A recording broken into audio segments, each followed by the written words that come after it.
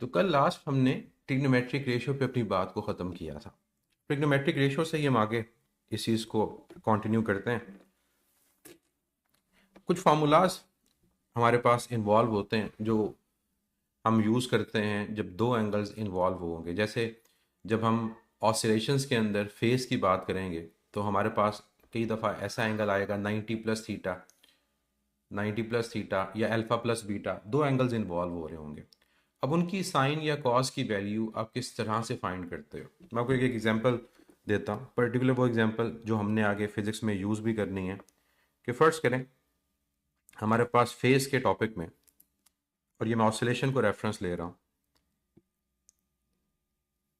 हमारे पास जो initial angle है वो कितना है, फाई, जिसको फेस कांस्टेंट बोलते हैं।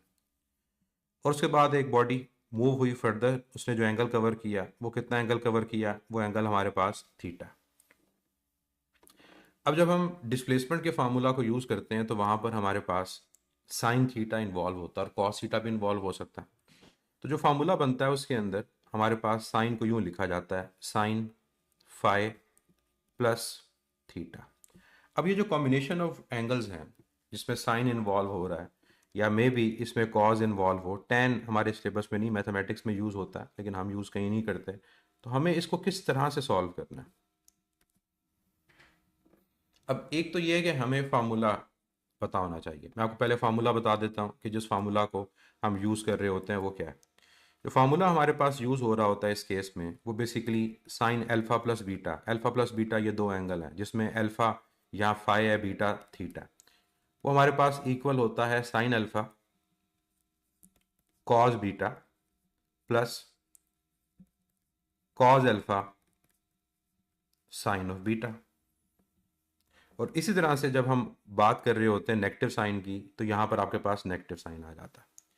जब हम कॉस की बात कर रहे होते हैं, जैसे लेट से हमारे पास कॉज अल्फ़ा प्लस बीटा है, तो फिर हमारे पास वो आ जाता है cos alpha cos beta plus sine alpha sine beta. अब लेकिन इन फार्मूलाज को सॉल्व करने में टाइम ज़्यादा लगता है। जब इन फार्मूलाज को हमने यूज़ करना होता है तो हमारे पास टाइम ज़्यादा लगता है। तो फिर ये रिकमेंडेड नहीं होता कि हम हर दफ़ा इन फार्मूलाज के अंदर वैल्यूज़ को पुट करके इसको सॉल्व करें। लेकिन मैं आपको बता देता हूँ कि हमारे पास ये सॉल्व कैसे होंगे ताकि आपको इसका आइडिया भी हो। फर्स्ट करो मैं यहाँ पर कहता हूँ कि मेरे पास जो अल्फ़ा है उसकी वैल्यू कितनी है, लेट से वो 90 डिग्री है, और जो बीटा है वो कोई भी एंगल है, फर्स्ट करें बीटा यहाँ पर थीटा है। और मुझे फाइंड यहाँ पर करना है कि साइन 90 प्लस थीटा ये किसके इक्वल होगा। अब मैं फार्मूला को यूज़ करूँगा पहले, फिर मैं आपको इसका शॉर्टकट भी बताऊँगा कि इसको डायरेक्ट हम कैसे करते हैं। तो हमारे पास ये आ जाएगा साइन 90 प्लस थीटा। अब मैं डायरेक्ट वैल्यूज़ लिखूँगा, अल्फ़ा 90 है, बीटा थीटा। तो हमारे पास पहले आएगा साइन 90, उसके बाद आएगा कॉज ऑफ थीटा, फिर आएगा प्लस, फिर आएगा कॉज ऑफ 90, और साथ आएगा साइन ऑफ थीटा। अब वैल्यूज़ को पुट करना है। साइन 90 हमें पता है 1 होता है, और साथ आपके पास आ जाएगा कॉज ऑफ थीटा। कॉज 90 जो होता है वो 0 होता है, और साइन थीटा हमारे पास साथ मल्टीप्लाई हो जाएगा। अब ये 0 के साथ मल्टीप्लाई हुआ, राइट वाली टर्म तो 0 हो गई, तो आपके पास आंसर क्या आया, वो कॉज ऑफ थीटा आया। इसका मतलब ये है कि जो साइन 90 प्लस थीटा है वो किसके इक्वल है, वो कॉज ऑफ थीटा के इक्वल है। साइन 90 प्लस थीटा, उसका आंसर आपके पास क्या आ गया है, वो कॉज ऑफ थीटा आ गया। अब इसका फ़ायदा क्या है कि हमें इस चीज़ को याद क्यों रखना है कि sine 90 plus theta cos theta के इक्वल है। इसका फ़ायदा ये है, अब समझना है इसको।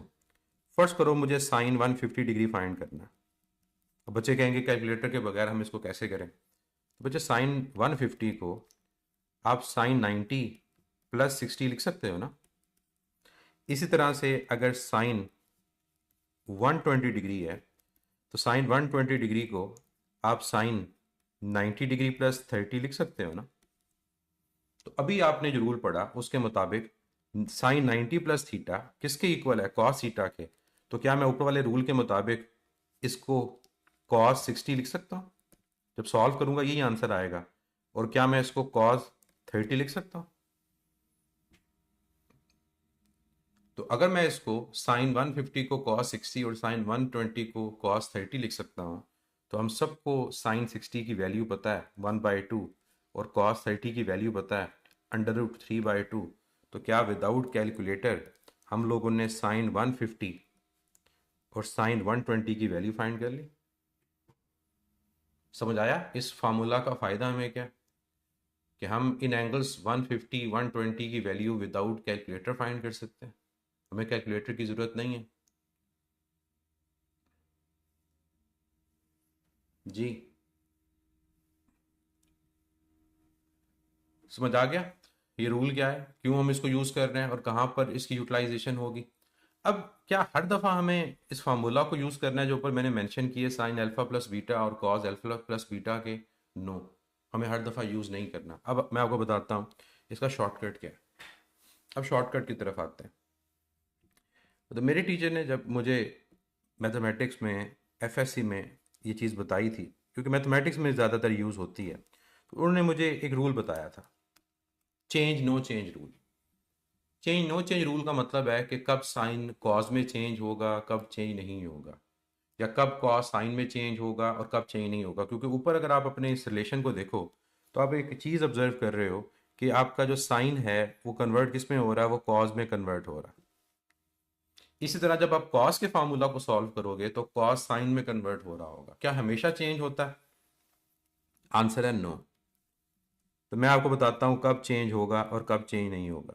मुझे अगर आंसर दीजिएगा, जब आपने किसी को हाँ करनी हो तो आप सर को किस तरह से हिलाते हो हाँ करने के लिए, ऊपर नीचे या दाएं बाएं? और जब किसी को ना करनी हो तो तब सर को कैसे हिलाते हो, ऊपर नीचे या दाएं बाएं? हाँ के लिए आप वर्टिकली हिलाते हो ना, यस के लिए, और नो के लिए आप कहाँ हिलाते हो, राइट लेफ्ट। तो इसका मतलब ये हुआ 90 डिग्री और 270 डिग्री पे आपका सर हिलता है यस के लिए, और 0 डिग्री और 180 डिग्री के लिए आपका सर हिलता है नो के लिए। तो यही रूल है कि जब ये जो अल्फा प्लस बीटा के फार्मूला में 0 और 180 डिग्री आएगा तो साइन और कॉस चेंज नहीं होंगे। इसका मतलब ये है कि 0 और 180 डिग्री अगर आएगा तो साइन थीटा ही रहेगा, कॉस थीटा ही रहेगा, और टेन टेन रहता है। टेन मैं डिस्कस नहीं कर रहा क्योंकि हमने उसको यूज़ नहीं करना। तो नो का मतलब ये है कि इस अल्फा प्लस बीटा के फार्मूला के अंदर अगर फर्ज करो आया 0 + थीटा, साइन 0 + थीटा, तो चेंज नहीं होगा, या साइन 180 + थीटा तो चेंज नहीं होगा, कॉस 180 + थीटा चेंज नहीं होगा, साइन साइन ही रहेगा और कॉस कॉस ही रहेगा। मैं आपको एग्जांपल्स भी अभी दूंगा, क्योंकि इन पे सर हिलेगा नहीं चेंज होगा, और जिन पे चेंज हो रहा है हाँ चेंज होगा, वो नो है, कोई 90 और 270 है, उस पे चेंज क्या होगा, साइन थीटा कन्वर्ट हो जाएगा किस में, कॉस थीटा में, और कॉस थीटा कन्वर्ट हो जाएगा किस में, साइन थीटा में। टेन कॉट में कन्वर्ट होता है, और कॉट हम यूज़ नहीं करेंगे यहाँ पर, हमारे लेवल पे वो चीज़ डिस्कस नहीं होती। तो जहाँ हम यस कह रहे हैं वहाँ साइन ने चेंज कॉज में होना है और कॉज ने चेंज साइन में होना है। एक और चीज़ जिसका हमें ख्याल रखना होता है वो इनके साइंस हैं, क्योंकि हम शॉर्टकट अप्लाई कर रहे हैं ना, तो हमें ये भी देखना है कि क्या यहाँ साइन पॉजिटिव आएगा या नेगेटिव आएगा। तो एक तो हमें पता चल गया कि किन एंगल्स पे चेंज होगा, दूसरी चीज़ हमने ये देखनी है क्या हमारा आंसर पॉजिटिव आएगा या नेगेटिव आएगा। अब एग्जांपल्स आपको देता हूँ ताकि आपके कंसेप्ट क्लियर हो। देखो फर्स्ट एग्जांपल, यहाँ लिखा हुआ है साइन 0 डिग्री + थीटा। आसान से एग्जांपल से स्टार्ट करता हूँ। मुझे बताएं 0 के ऊपर साइन चेंज होगा या नहीं होगा, जल्दी जल्दी आंसर देना। क्या 0 पे साइन चेंज होगा या नहीं होगा? नहीं होगा। अब नहीं होगा इसका मतलब ये आंसर आएगा साइन थीटा। नेक्स्ट एग्जांपल, मैं यहाँ लिख रहा हूँ कॉस 90 डिग्री + थीटा। क्या 90 पे कॉस चेंज होगा या नहीं होगा? होगा। किस में चेंज होगा? 90 पे कॉस किस में चेंज होगा? साइन में। तो इसका आंसर आपके पास आ जाएगा साइन थीटा। एक और एग्जांपल देता हूँ। फर्स्ट करो लिखा हुआ है साइन 180 डिग्री + थीटा। क्या 180 पे साइन चेंज होगा या नहीं होगा, या कॉस चेंज होगा या नहीं होगा? नहीं होगा ना। तो यहाँ पर आपके पास आ जाएगा साइन ऑफ थीटा। थीटा जो भी एंगल है, 25 है 35 है जो भी है। एक और एग्जांपल देते हैं। 270, क्या 270 पे कॉस चेंज होगा या नहीं होगा? चेंज होगा। किस में चेंज होगा? कॉस साइन में, तो ये आपके पास साइन थीटा आ जाएगा। अब अगली बात, अगर यहां तक आपको बात समझ आ गई कि किन एंगल्स पे चेंज होगा, किन पे चेंज नहीं होगा, अब अगली बात, क्या आंसर पॉजिटिव आएगा या नेगेटिव आएगा? अब यहां पर जो साइन आना है पॉजिटिव या नेगेटिव, वो आपकी लेफ्ट साइड के मुताबिक आना है, क्योंकि हम बेसिकली इसको फाइंड कर रहे हैं, हम इसको फाइंड कर रहे हैं। अब इसको एज अ होल देखें। अब मुझे आपने बताना है कि जीरो में थीटा ऐड होगा तो ये कौन सा क्वाड्रेंट है? फर्स्ट क्वाड्रेंट है, सेकंड क्वाड्रेंट है? जब जीरो में थीटा ऐड होगा ये कौन सा क्वाड्रेंट है? फर्स्ट। और फर्स्ट में साइन पॉजिटिव होता है नेगेटिव होता है? ये आपके पास फर्स्ट क्वाड्रेंट है, और फर्स्ट क्वाड्रेंट के अंदर क्या साइन पॉजिटिव होता है नेगेटिव होता है? साइन पॉजिटिव होता है। आपका answer positive sine theta. Next पे चलते हैं। ये बताएं कि cos 90 plus theta, 90 plus theta कौन सा क्वाड्रेंट है? जब 90 में थीटा ऐड होगा ये कौन सा क्वाड्रेंट है? Second quadrant. और सेकंड अगर ये क्वाड्रेंट है तो सेकंड क्वाड्रेंट में ये बताएं कि क्या आपका कॉस पॉजिटिव है या नेगेटिव है? सेकंड में कॉस पॉजिटिव है नेगेटिव है, तो इसका आंसर नेगेटिव साइन थीटा। मतलब जो आपका आंसर आएगा साथ नेगेटिव साइन आएगा। नेक्स्ट, 180 प्लस थीटा, ये कौन सा क्वाड्रेंट है? ये आपका थर्ड क्वाड्रेंट है। और थर्ड क्वाड्रेंट के अंदर क्या साइन पॉजिटिव होता है नेगेटिव? नेगेटिव, तो यहाँ नेगेटिव साइन आएगा। 270 प्लस थीटा, ये कौन सा क्वाड्रेंट है? ये फोर्थ क्वाड्रेंट है। और फोर्थ क्वाड्रेंट के अंदर क्या कॉज आपका पॉजिटिव है नेगेटिव है? फोर्थ क्वाड्रेंट कॉस पॉजिटिव है, तो ये आपके पास पॉजिटिव साइन थीटा इसका आंसर है। थीटा जो भी वैल्यू है आपके पास वो आंसर आ जाएगा। तो ये रूल है चेंज नो चेंज रूल। तो किन एंगल्स पे चेंज होगा? 90 टू 70 पे। किन पे चेंज नहीं होगा? 0 और 180 पे चेंज नहीं होगा। अब मैं आपको एग्जांपल देता हूं ताकि इसकी यूटिलाइजेशन आपको समझ आए। फर्स्ट करो, हमें फाइंड करना है साइन 225। अब कई बच्चे तो परेशान होंगे 225 को विदाउट कैलकुलेटर कैसे फाइंड करें। 225 को आपने 90, 180, 270 की फॉर्म में सोचना है कि कैसे लिख सकते हैं। आप इसको लिख सकते हैं 180 degree plus 45 degree, 180 degree plus 45 degree. अब आए रूल के ऊपर, क्या 180 पे साइन चेंज होगा या नहीं होगा? आंसर होगा नहीं होगा, तो इसका मतलब इसका आंसर होगा साइन ओ 45। नेक्स्ट, जो साइन 25 है ये कौन सा क्वाड्रेंट है? साइन 225 ये थर्ड क्वाड्रेंट है, और थर्ड में साइन क्या होता है? नेगेटिव, तो इसका आंसर है माइनस साइन 45। अब साइन 45 की वैल्यू क्या होती है? 1/√2, तो साथ लगा दोगे नेगेटिव साइन, ये साइन 225 की वैल्यू है। तो विदाउट कैलकुलेटर साइन 225 फाइंड हो सकता है? अब सबका आंसर होगा यस, फाइंड हो सकता है। अब आपको मैं एक एग्जांपल देता हूं जिसको आपने ट्राई करना है। बच्चे साइन 225 इसको 90, 180, 270 की फॉर्म में लिखें तो क्या लिखेंगे? 225 को 180 प्लस 45। फिर नेक्स्ट, क्या 180 पे साइन चेंज होता है? नो, तो साइन 180 प्लस 45 साइन 45। फिर 225 किस क्वाड्रेंट में है? थर्ड, और थर्ड क्वाड्रेंट में साइन क्या होता है? नेगेटिव, आपका आंसर नेगेटिव आएगा। अब आप एक और एग्जांपल लें ताकि आपको आइडिया हो। आपने कॉस फाइंड करना है 150 डिग्री, या आप लोग सॉल्व करेंगे। बताएं कॉस 150 का आंसर क्या आएगा? कॉस 150 का आंसर क्या आएगा?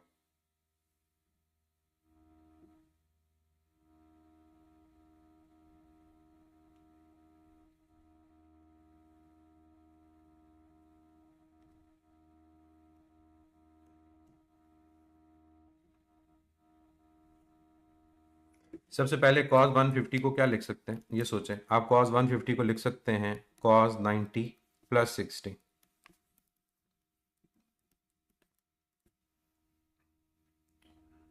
अब नेक्स्ट ये चीज़ देखें कि हमारे पास कॉस 90 पे कन्वर्ट होगा। आंसर है यस, कॉस 90 पे कन्वर्ट होगा। किस में कन्वर्ट होगा? साइन में, तो ये आपके पास आ जाएगा साइन 60 डिग्री।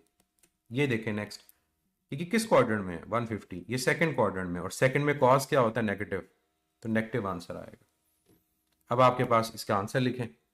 आंसर जब लिखेंगे तो साइन 60 क्या होता है? साइन 60 होता है √3/2। तो ये इसका आंसर है। समझ आ गया कैसे इसको यूज करना है? एक लास्ट एग्जांपल करते हैं। साइन 310 डिग्री, बताएं इसका आंसर क्या आएगा? 310।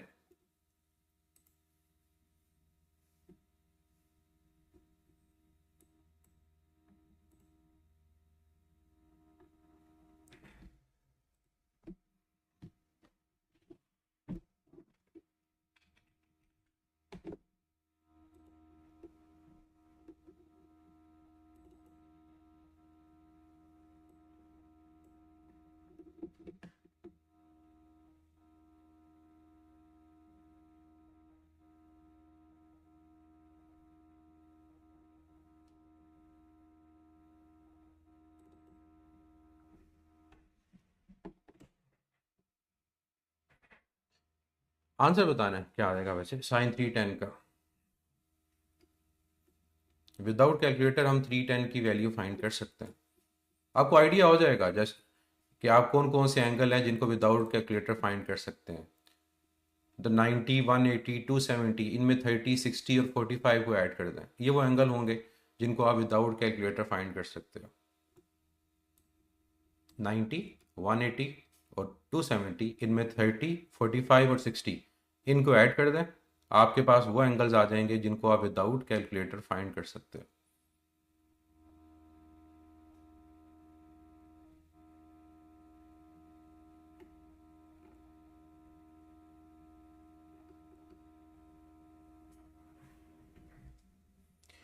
देखें अब क्या इसका आंसर आएगा, सोल्यूशन देखते हैं, फिर आप इसको कंपेयर कीजिएगा और देखिएगा गलती कहाँ कर रहे हैं।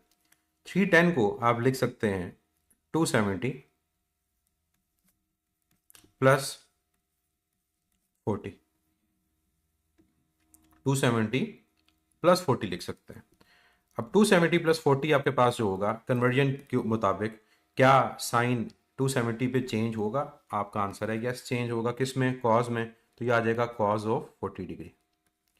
अगली बात, ये कौन सा क्वाड्रेंट है? साइन 310। ये आपके पास फोर्थ क्वाड्रेंट है, और फोर्थ क्वाड्रेंट में साइन क्या होता है? नेगेटिव। तो ये आपका आंसर है। इसके आगे इसको सॉल्व नहीं कर सकते। तो अगर कोई ऐसा क्वेश्चन होगा तो एग्जामिनर ने आपको बस यहीं तक सॉल्व करने को कहा होगा, इसके नेक्स्ट स्टेप सॉल्व करने को नहीं कहा होगा, क्योंकि हम cos 40 की वैल्यू को विदाउट कैलकुलेटर फाइंड नहीं कर सकते। क्लियर? रूल समझ आ गया? चले नेक्स्ट पे जाने से पहले एक छोटी सी करेक्शन यहाँ पर कर लें। ये फार्मूला के अंदर मैंने साइन में गलती की। जो ये कॉज अल्फा प्लस बीटा होता है, इसके फार्मूला के अंदर अगर प्लस हो तो माइनस आता है, और अगर माइनस हो तो प्लस आता है। ये मैं यहाँ पर करेक्शन कर रहा हूँ। यहाँ पॉजिटिव तो यहाँ पॉजिटिव आता है, अगर जो बच्चे फार्मूला को यूज़ करना चाहें, और जब नेगेटिव तो नेगेटिव आता है। और नीचे वाले फार्मूला में जब यहाँ पॉजिटिव साइन हो तो फिर नेगेटिव साइन आता है, और हमारे पास जब यहाँ नेगेटिव साइन हो तो पॉजिटिव आता है। आप ये जो नीचे मैंने एग्जांपल्स दी हैं, उन एग्जांपल्स को अगर आपका दिल हो इन फार्मूलाज से सॉल्व करने का तो आप कर सकते हो। तो कई बच्चों का होता है माइंड में कि हम फार्मूलाज को प्रेफर करें, तो प्रैक्टिस के लिए ज़रूर करें ताकि आपको आइडिया हो जाए। फोर्थ क्वाड्रेंट में साइन पॉजिटिव नहीं होता, हमने इसकी बेस पे साइन को देखना है। ये जो आपका ये नेगेटिव साइन आ रहा है या पॉजिटिव साइन आ रहा है, ये किसकी बेस पे आ रहा है? ये आपका आंसर की बेस पे नहीं आ रहा, क्वेश्चन की बेस पे आ रहा है। तो साइन 225 को देखें, ये किस क्वाड्रेंट में है? कॉस 150 को देखें, ये किस क्वाड्रेंट के अंदर है? साइन 310 को देखें, वो किस क्वाड्रेंट में है? तो ये गलती बच्चे करते हैं। तो दोनों चीज़ें आपके पास हैं, अब दोनों में से जिसको आप फॉलो करना चाहें अब आपकी मर्जी होगी। क्लियर? तो ट्रिग्नोमेट्री के अंदर एज सच और कोई चीज़ इन्वॉल्व नहीं होती जिसको हम यहाँ पर बहुत ज़्यादा डिस्कस करें। ये जो मेन चीज़ें आपके पास यूज़ हो रही होती हैं उनका मैंने आपको यहाँ बता दिया। अब मैं चलता हूँ ज्योमेट्री के ऊपर, और ज्योमेट्री में बेसिकली जो डिफरेंट एरियाज़ हैं या डिफरेंट वॉल्यूम हैं उनकी हम बात कर रहे होंगे कि हमारे पास जो डिफरेंट शेप्स हैं उनका एरिया, उनके वॉल्यूम को हम किस तरह से फाइंड कर रहे होते हैं। और बहुत सारे इनमें से आपको पता होंगे, मेनली हम यहाँ पर एक तरह से उसको रिवाइज कर रहे होंगे।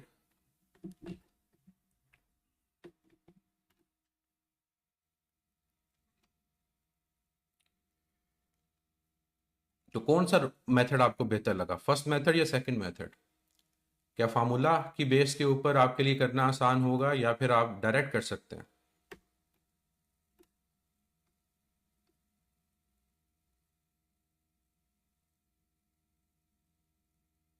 हमने क्वेश्चन की बेस पे साइन देखना है, तो क्वेश्चन में साइन 3 1 10 है, तो साइन 3 1 10 को देखें वो किस क्वाड्रेंट में है, उसकी बेस पे आंसर में पॉजिटिव और नेगेटिव साइन आएगा क्वेश्चन की बेस पे।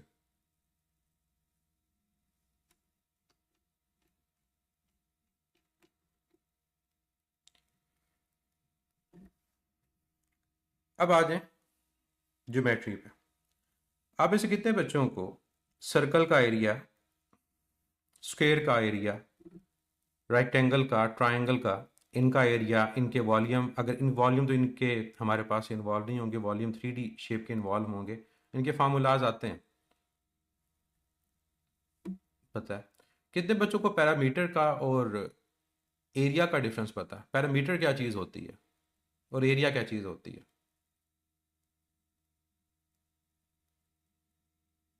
चले बताएं, पैरामीटर क्या चीज़ है?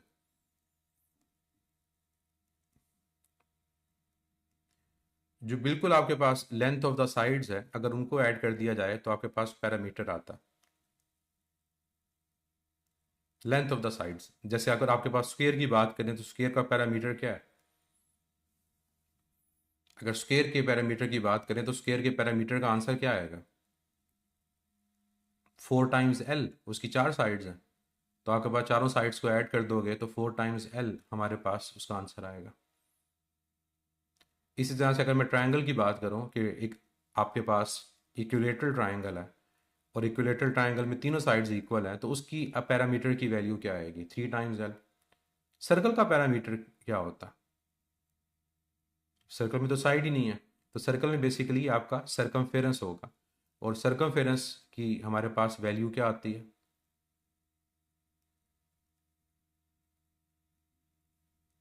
2πr आती है। तो अब हम बात कर रहे होंगे एरिया, वॉल्यूम, इन चीज़ों की। तो सबसे पहले हम स्टार्ट करते हैं सर्कुलर शेप से, कि अगर आपके पास एक सर्कल है, जिस सर्कल का सेंटर O और जो रेडियस है वो R है, तो सर्कल के अंदर आपको क्या चीज़ें पता होनी चाहिए? आपको रेडियस के बारे में इंफॉर्मेशन पता है, आपको डायमीटर के बारे में इंफॉर्मेशन पता है। मैं लिखूंगा ताकि चीज़ें रिवाइज भी हों कि हमारे पास क्या है, कि लेट से अगर हम यहाँ पर रेडियस को मार्क क्या कर रहे हैं, रेडियस को मार्क कर रहे हैं R, तो यहाँ पर जो डायमीटर होगा उसकी वैल्यू क्या होगी? वो ट्वाइस ऑफ द रेडियस होगा, क्योंकि डायमीटर एक ऐसी लाइन है जो पास कर रही होती है आपके पास सेंटर में से और सर्कल को 2 पॉइंट्स पे कट करती है, ये आपका डायमीटर होता है। फिर एक और लाइन भी होती है कॉर्ड, कई बच्चे डायमीटर और कॉर्ड को मिक्स करते हैं। कॉर्ड जो लाइन होती है वो सेंटर में से पास नहीं करती, तो अगर मैं यहाँ पर एक और लाइन ड्रॉ करूँ तो ये सेंटर में से पास नहीं कर रही, लेकिन सर्कल को 2 पॉइंट्स पे कट कर रही है, ये कॉर्ड है। कॉर्ड हम कहीं पर यूज़ नहीं करते, ठीक है?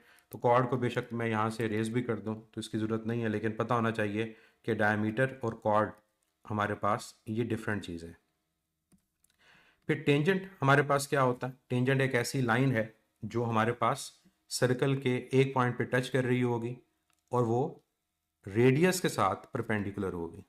तो एक ऐसी लाइन जो सर्कल को एक पॉइंट पे कट करे और रेडियस के साथ परपेंडिकुलर हो, उसको हम क्या बोलते हैं? उसको हम टेंजेंट बोलते हैं। ये चीज़ें आपको पता होनी चाहिए।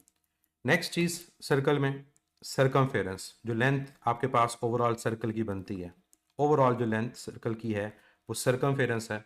इसको C से रिप्रेजेंट किया जाता है और इसकी वैल्यू हमारे पास 2πr के इक्वल है। सेमी सर्कल होगा तो 2πr को 2 से डिवाइड कर देंगे। अगर सरकमफेरेंस को आप लोग डायमीटर की फॉर्म में लिखना चाहें तो क्या लिखेंगे? अगर सर्कमफेरेंस को डायमीटर की फॉर्म में लिखना चाहें तो क्या लिखेंगे? सिंपली 2r की जगह आप डायमीटर लिख दें तो आपके पास पाई टाइम्स d आ जाएगा। नेक्स्ट चीज, आपके पास सर्कल का जो ओवरऑल एरिया, सर्कल का एरिया वो किसके इक्वल होता? That is equal to pi times r square. इन तमाम फार्मूलाज में जो पाई की वैल्यू है वो क्या पुट करते हो? क्या पाई यहाँ 180 पुट करते हो या फिर आप 3.14 पुट करते हो? इन तमाम फार्मूलाज में पाई की वैल्यू क्या पुट करनी होती है जी? पाई की वैल्यू यहाँ 22/7 कई दफ़ा इससे सॉल्व हो जाएगा, यानी 3.14 को पुट करना होता है। ये ख्याल रखना है, ये एंगल नहीं है कि जहाँ पर आप 180 डिग्री सब्स्टिट्यूट कर दो।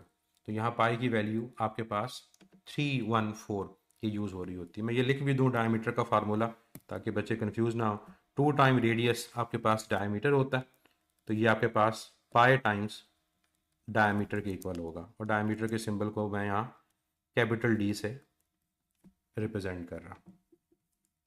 कोई इसमें क्वेश्चन करने की हमें ज़रूरत नहीं है, ये इन्फॉर्मेशन आप सबको पता है, बस सिर्फ रिवीजन की हद तक मैंने मेंशन करना था।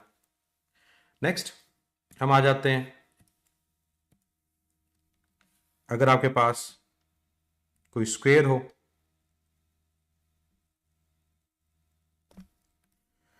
तो उसमें इतनी कोई मुश्किल चीज़ें नहीं है कि आप उसमें कहीं पर गलती करें, इसलिए जल्दी से इसको बस लिख देंगे रिवीजन के पर्पज़ के हवाले से। स्क्वायर है, फिर आपके पास अगर रेक्टेंगल है,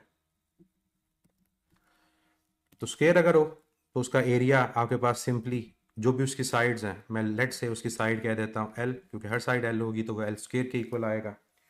और अगर आपके पास रेक्टेंगल है, रेक्टेंगल की बेस को मैं ए कह देता हूँ, और जो उसकी हाइट है उसको मैं लेट से अगर कह देता हूँ एच, तो रेक्टेंगल का जो एरिया होता है वो आपके पास बेस इंटू हाइट होता है, बेस मल्टीप्लाइड बाय हाइट।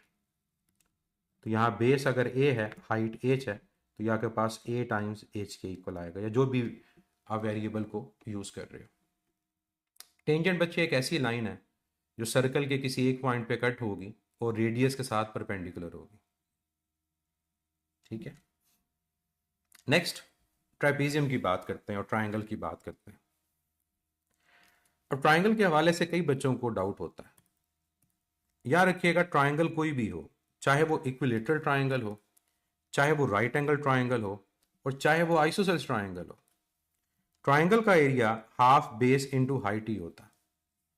मैं इस पॉइंट को रिपीट कर दूं कि ट्राइंगल कोई भी हो, जैसे मैंने यहाँ पर ड्रॉ की, ये इक्विलेटरल ट्राइंगल है। मैं नेक्स्ट ट्राइंगल ड्रॉ करता हूँ जो राइट एंगल ट्राइंगल है, जिसमें एक एंगल आपके पास 90 डिग्री है, और थर्ड में ट्राइंगल वो ड्रॉ करूंगा जिसकी साइड्स इक्वल नहीं है या दो साइड्स इक्वल है, आइसोसेल ट्राइंगल। तो ट्राइंगल कोई भी हो, ट्राइंगल में जब भी आप लोगों ने एरिया फाइंड करना है तो एक ही फार्मूला है, और वो क्या है? Half base into height. कई बच्चे इसमें कंफ्यूज होते हैं कि शायद ये हाफ बेस इनटू हाइट का जो फार्मूला है ये सिर्फ राइट एंगल ट्राइंगल का होता है। ऐसा नहीं है, फॉर एनी ट्राइंगल, कोई भी ट्राइंगल हो, ठीक है। तो अगर आपके पास कोई भी ट्राइंगल इन्वॉल्व हो रही है तो ट्राइंगल के अंदर आप बेस को देखें। यहाँ पर आपके पास ये बेस है, लेट से मैं इस बेस को ए कह देता हूँ। इस ट्राइंगल में ये बेस है, इसको मैं ए कह देता हूँ। और इस ट्राइंगल के अंदर ये बेस है, इसको मैं ए कह देता हूँ।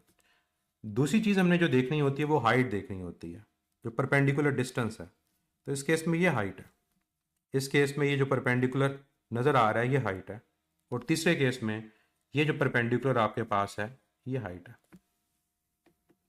तो कोई भी ट्राइंगल, उस ट्राइंगल का एरिया हमारे पास क्या होगा? That will be half base times height. Clear? अगर किसी बच्चे के माइंड में कोई डाउट था तो आई होप वो क्लियर हो गया होगा कि हर तरह की ट्राइंगल का area half base into height ही होता है। नेक्स्ट चलते हैं ट्राइपीजियम की तरफ। अब ट्राइपीजियम उस ज्योमेट्रिकल शेप को कहा जाता है या उस क्वाड्रिलेटरल को कहा जाता है जिसकी दो साइड्स पैरेलल होती हैं, जिसकी दो साइड्स पैरेलल होंगी। कोई भी वो दो साइड्स पैरेलल हो सकती हैं। वो आपके पास राइट और लेफ्ट वाली दो साइड्स भी पैरेलल हो सकती हैं, और वो आपके पास टॉप और बॉटम वाली भी हो सकती हैं। तो डिफरेंट मैं शेप्स को यहाँ पर ड्रॉ करता हूँ। मुझे बताइएगा कि अगर आपको लगे कि ये क्वाड्रिलेटरल नहीं है, सॉरी ये ट्राइपीजियम नहीं है। जी, क्या ये ट्राइपीजियम है? ठीक है, बिल्कुल है। एक और ड्रॉ करते हैं।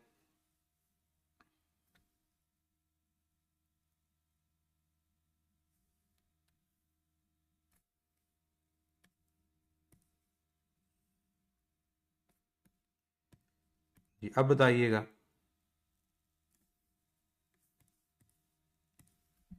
क्या ये ट्राइपीजियम है? यस, इसकी भी दो साइड्स पैरेलल हैं। थर्ड वन,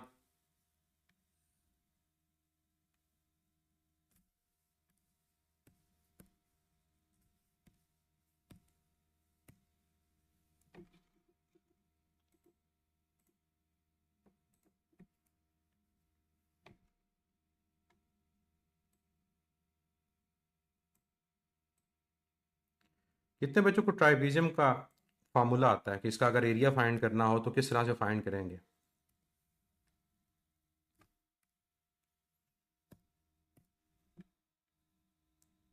जी, क्या ये थर्ड वन भी ट्राइपीजियम है? क्या थर्ड वन भी ट्राइपीजियम है?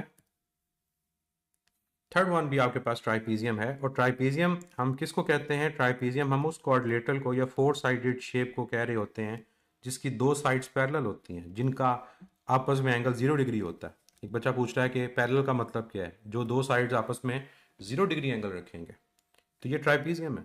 ये साइड्स हर एक में दो पैरेलल हैं और दो पैरेलल नहीं हैं। तो ट्राइपीजियम का एरिया कैसे फाइंड होता है? इसमें जो पैरेलल साइड्स हैं उनको नाम दे दें।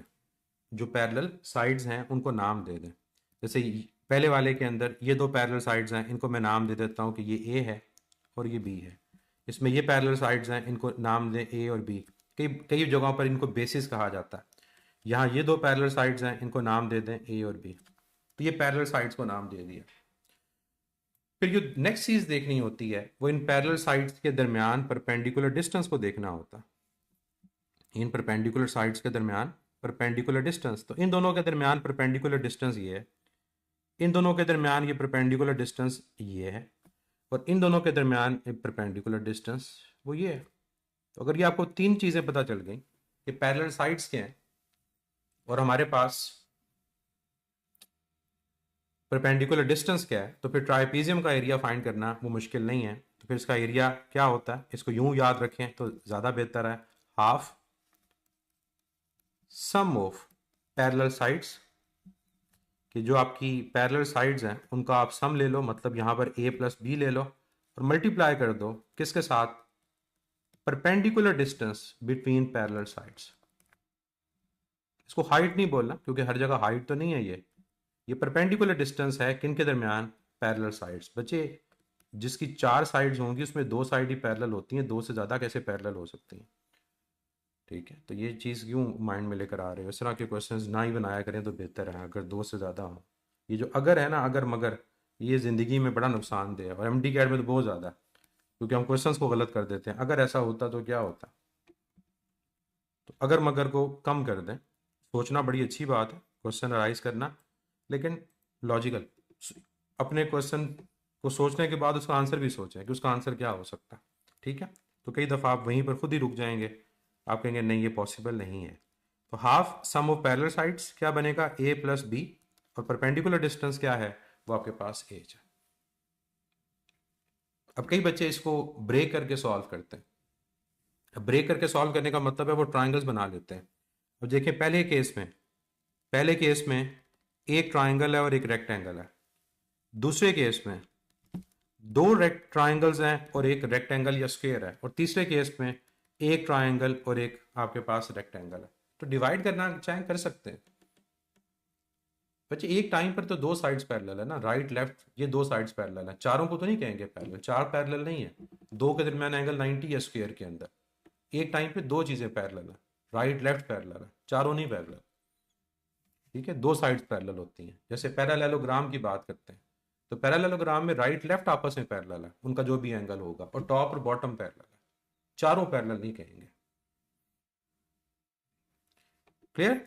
ट्राइपीजियम का एरिया समझ आ गया कैसे फाइंड करना है। बाकी अगर सर्कल की जगह सेमी सर्कल हो, उसका आप एरिया फाइंड कर सकते हैं, उसमें आपके पास मसला कोई नहीं है। अब नेक्स्ट पॉइंट पे चलते हैं, और नेक्स्ट हमारे पास आ जाता है वॉल्यूम, कि हमने वॉल्यूम को कैसे कैलकुलेट करना है। देखिए वॉल्यूम जो होगा वो 3D बॉडी का होगा, सर्कल का वॉल्यूम नहीं होगा, ठीक है। स्फीयर का वॉल्यूम होगा, रेक्टेंगल का वॉल्यूम नहीं होगा, रेक्टेंगुलर प्रिज्म का वॉल्यूम होगा, ठीक है। सिलेंडर का वॉल्यूम होगा, पायरामिड का वॉल्यूम होगा।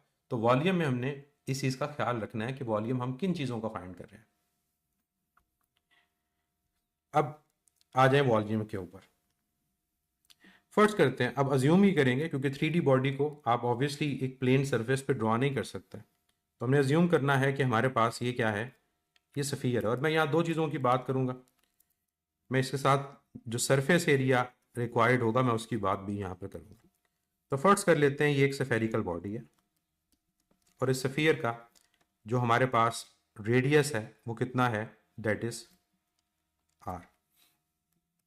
तो कितने बच्चों को स्फीयर के वॉल्यूम का फार्मूला आता है कि इसका वॉल्यूम कैसे फाइंड करते हैं?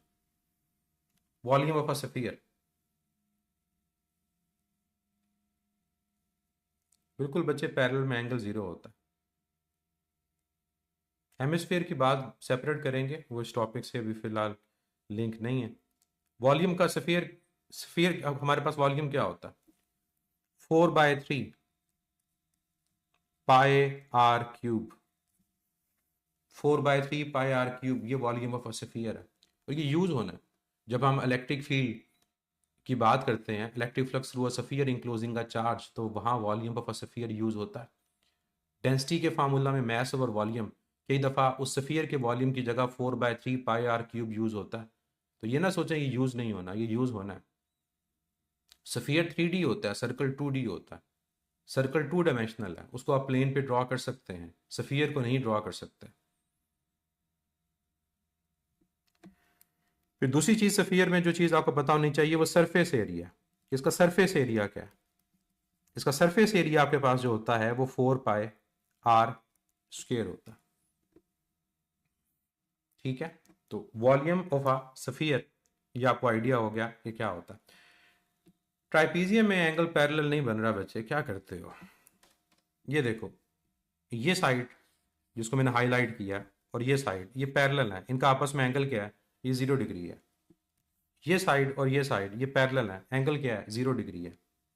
ये साइड और ये साइड पैरेलल है, एंगल 0 डिग्री है। तो ये साइड पैरेलल है, तो पैरेलल साइड्स हैं, एंगल 0 डिग्री है। कैसे कह रहे हो कि 0 डिग्री नहीं बनता, क्या पैरेलल नहीं बन रहा?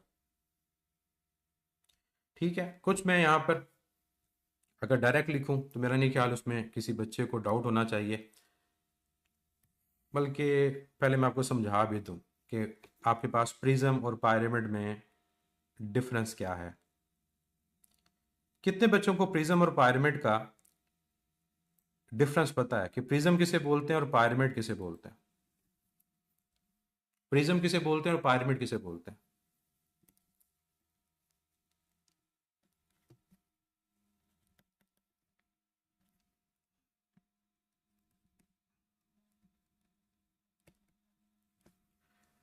क्या सिलेंडर प्रिज्म है या पायरामिड है? क्या सर्कल प्रिज्म है या पायरामिड है? और क्या कोन प्रिज्म है या पायरामिड है? पिरामिड में हमेशा ट्रायंगल्स का होना जरूरी नहीं है। सुने और अपनी बेस को मजबूत करें। जब भी दो एक जैसी ज्योमेट्रिकल शेप्स आपस में मिलेंगी तो प्रिज्म बनेगा। हम बचपन से ये पढ़ते आ रहे हैं ना, या देखते आ रहे हैं कि जो ट्रायंगल है वो दूसरी ट्रायंगल से मिली होती है, और हम इस शेप को प्रिज्म बोलते हैं, और उसको हम अपनी फिजिक्स की लैब में देख रहे होते हैं। तो असल में क्या है, जब दो ज्योमेट्रिकल शेप्स एक जैसी आपस में कंबाइन होती हैं तो प्रिज्म बनता है। एक और एग्जांपल आपको देता हूं, जो क्यूब है बेसिकली वो भी प्रिज्म है। क्यों? क्यूब के अंदर भी दो एक जैसी ज्योमेट्रिकल शेप, दो एक जैसी ज्योमेट्रिकल शेप कौन कौन सी हैं? एक स्क्वायर, आपके पास एक स्क्वायर से मिल रहा होता, तो ये आपके पास क्या है, ये प्रिज्म है। ये क्या है? प्रिज्म है। एक और एग्जांपल देता हूं, सिलेंडर की। सिलेंडर में एक सर्कल हमारे पास एक सर्कल से कंबाइन हो रहा होता, तो ये एक सर्कल है, इसको आप दूसरे सर्कल से कंबाइन कर देते हो तो ये आपके पास क्या बन जाता है? ये बन जाता है आपके पास सिलेंडर। और ये सिलेंडर क्या है बच्चे? ये आपका प्रिज्म है। तो ये बात क्लियर हो गई कि जब दो एक जैसी आपके पास ज्योमेट्रिकल शेप्स आपस में मिलती हैं तो क्या बनता है? प्रिज्म बनता है। पिरामिड कब बनता है? जब किसी एक पॉइंट को ज्योमेट्रिकल शेप से मिला दें। जब किसी एक पॉइंट को किसी ज्योमेट्रिकल शेप से मिला दें तो फिर आपके पास क्या बनेगा? फिर आपके पास पिरामिड बनेगा। क्या मतलब? फर्ज करो मेरे पास एक स्क्वायर या रेक्टेंगल है। ये जो आप इजिप्ट के अंदर देखते हैं कि पिरामिड्स हैं, वो बेसिकली क्या है? एक ज्योमेट्रिकल शेप को एक पॉइंट से मिला दो, लाइक दिस, तो ये बच्चे बनता है पिरामिड। इसी तरह कोन की बात करें, कोन में एक सर्कल होता है और एक पॉइंट होता है, उस पॉइंट को उस कोन के साथ मिला दिया जाता है तो आपके पास क्या बन जाता है? आपके पास पिरामिड बन जाता है जी। अब आपसे अगर मैं पूछूं कि आपको प्रिज्म और पिरामिड का डिफरेंस पता है? क्या अब आप लोगों को प्रिज्म और पिरामिड का जो डिफरेंस है वो पता है? जहां पॉइंट शेप से मिले पिरामिड, और जहां शेप शेप से कंबाइन हो तो आपके पास क्या होगा? वो प्रिज्म होगा। एक और एग्जांपल भी, एग्जांपल तो खैर बहुत सारी है। ट्रायंगल, ट्रायंगुलर आपके पास पिरामिड भी हो सकता है कि जहां पर आप एक ट्रायंगल को किससे मिला दो? एक पॉइंट से मिला दो, तो आपके पास लेट से ये एक ट्रायंगल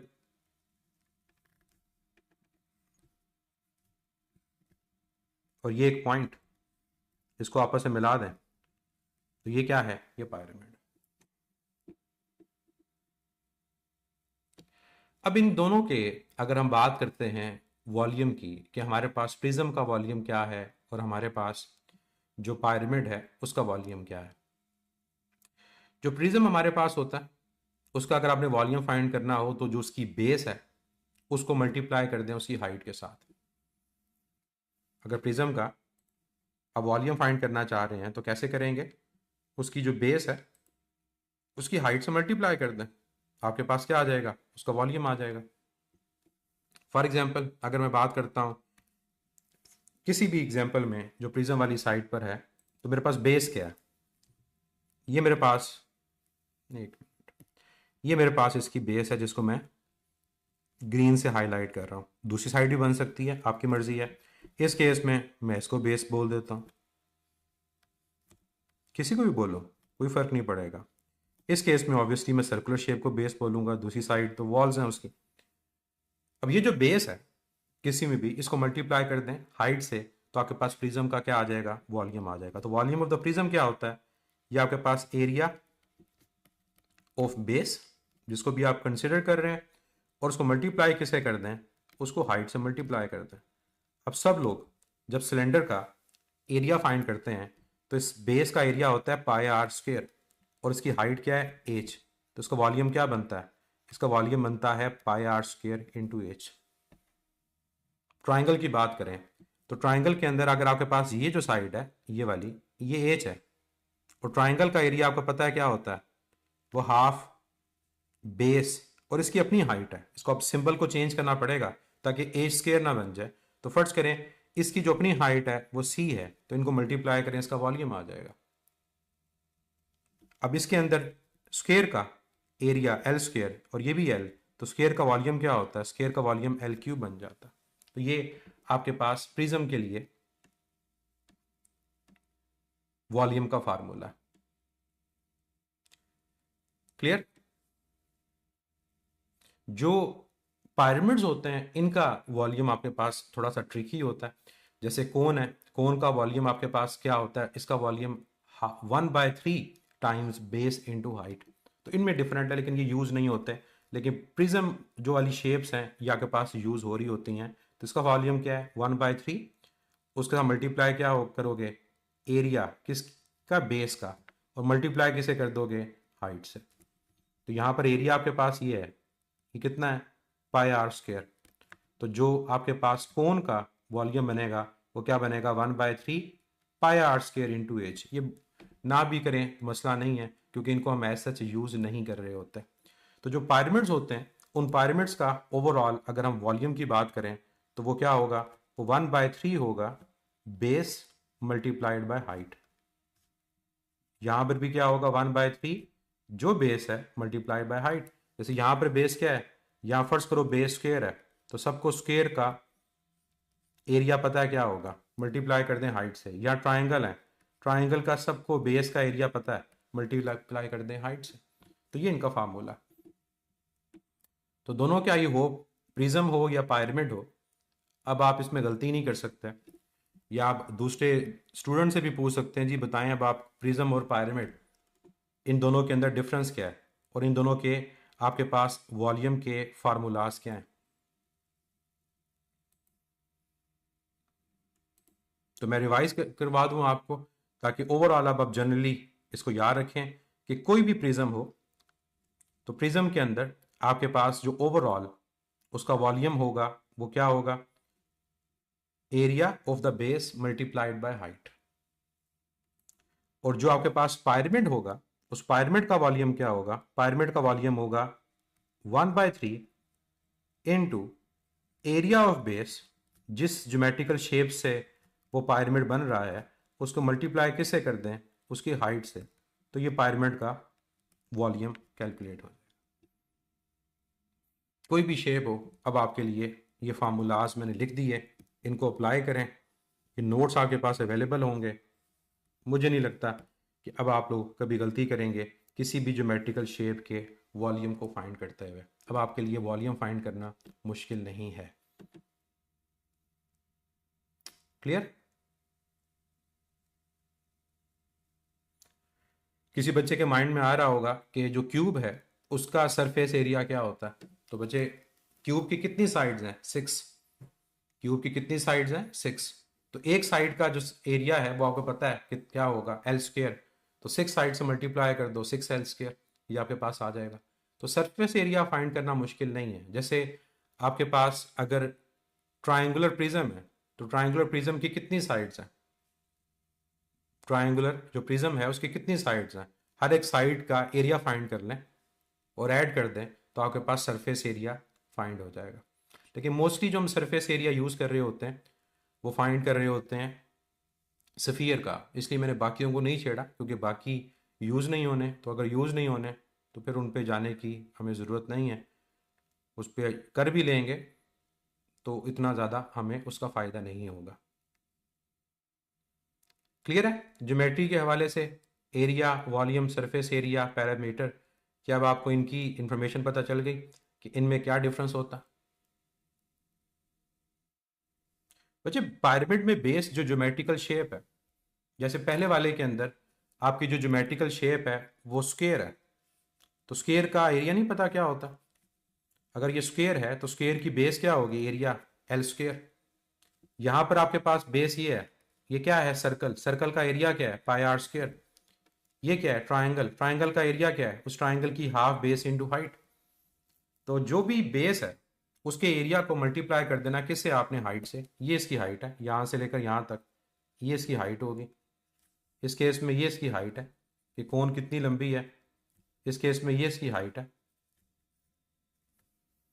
तो डाटा गिवन होगा, आपने बस उसको क्या करना है, मल्टीप्लाई करना है। मल्टीप्लाई करेंगे आपके पास आंसर आ जाएगा। नेक्स्ट इस पे चलते हैं, और अब मैं बात करूंगा बेसिकली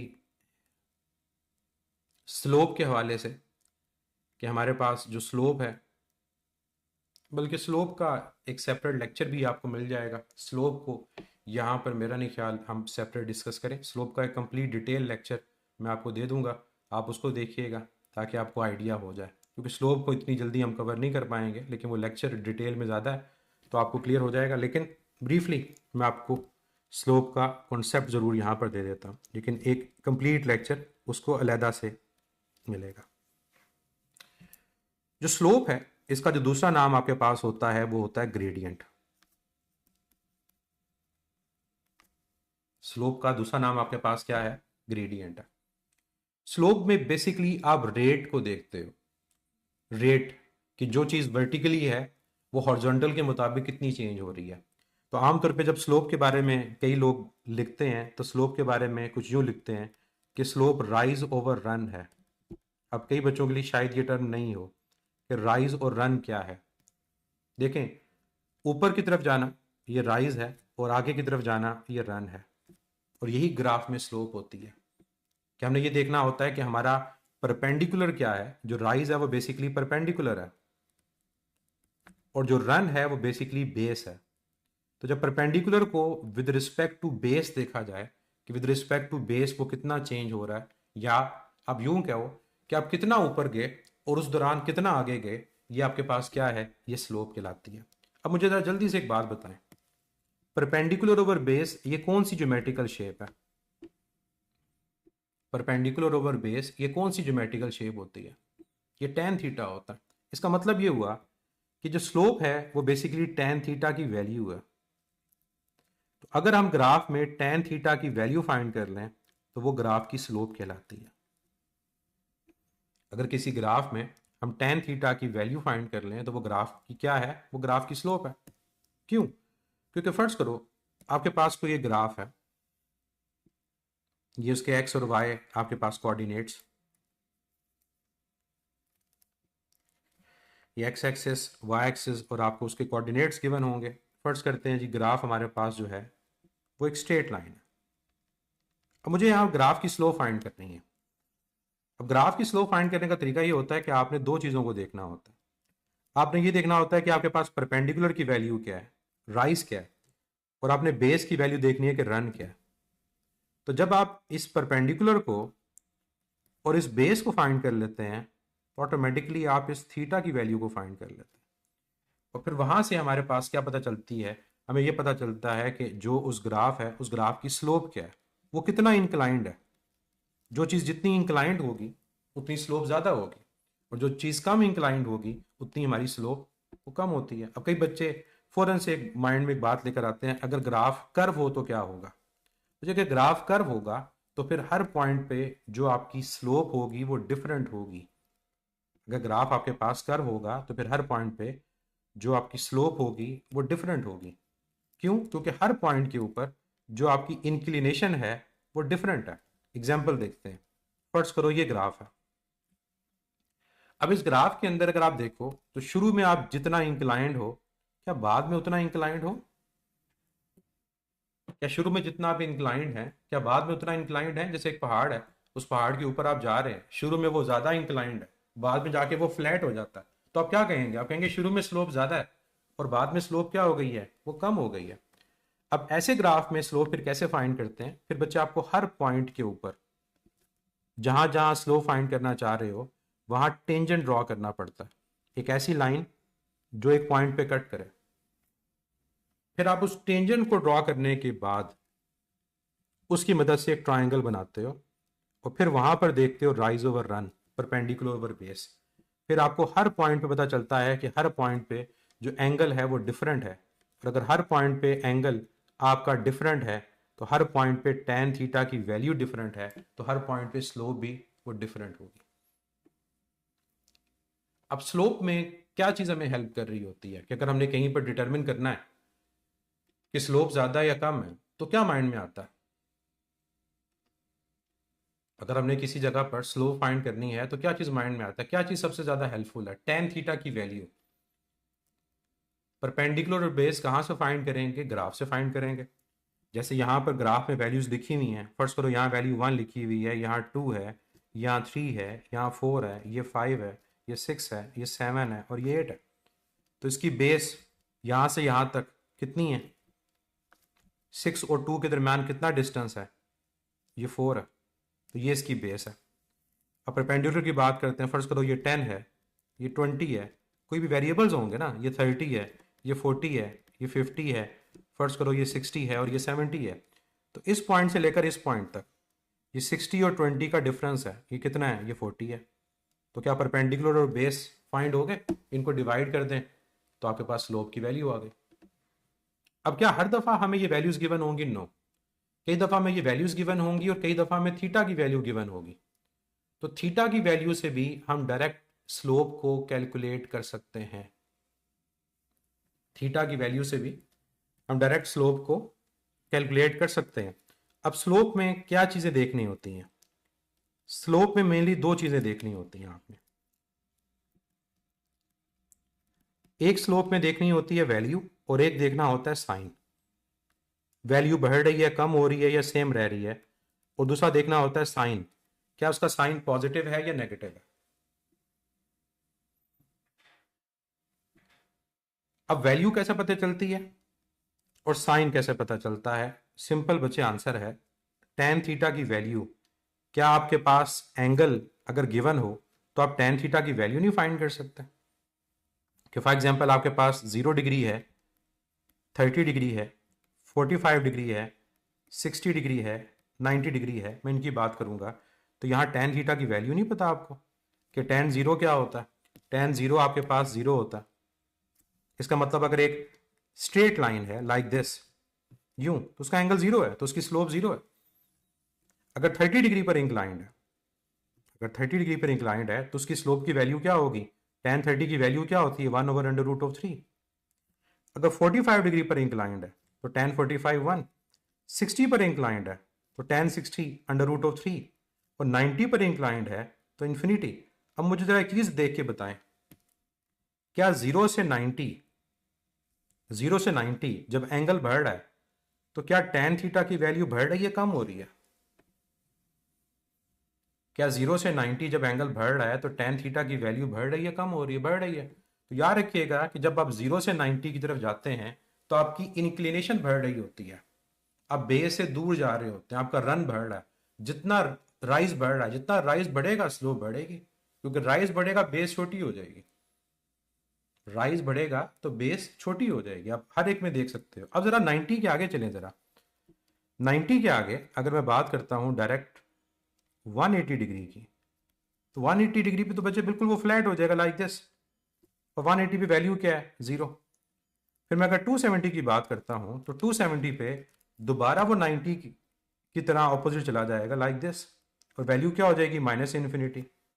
और जब मैं 360 डिग्री की बात करूंगा तो 360 डिग्री पे मेरे पास वैल्यू दोबारा क्या हो जाएगी? वो जीरो हो जाएगी। तो अब जरा आप मुझे अपनी जजमेंट बताइएगा। अब जजमेंट अब मुझे आप बताएं कि स्लोप कब बढ़ रही है? स्लोप कब बढ़ रही है? 0 से 90 बढ़ रही है।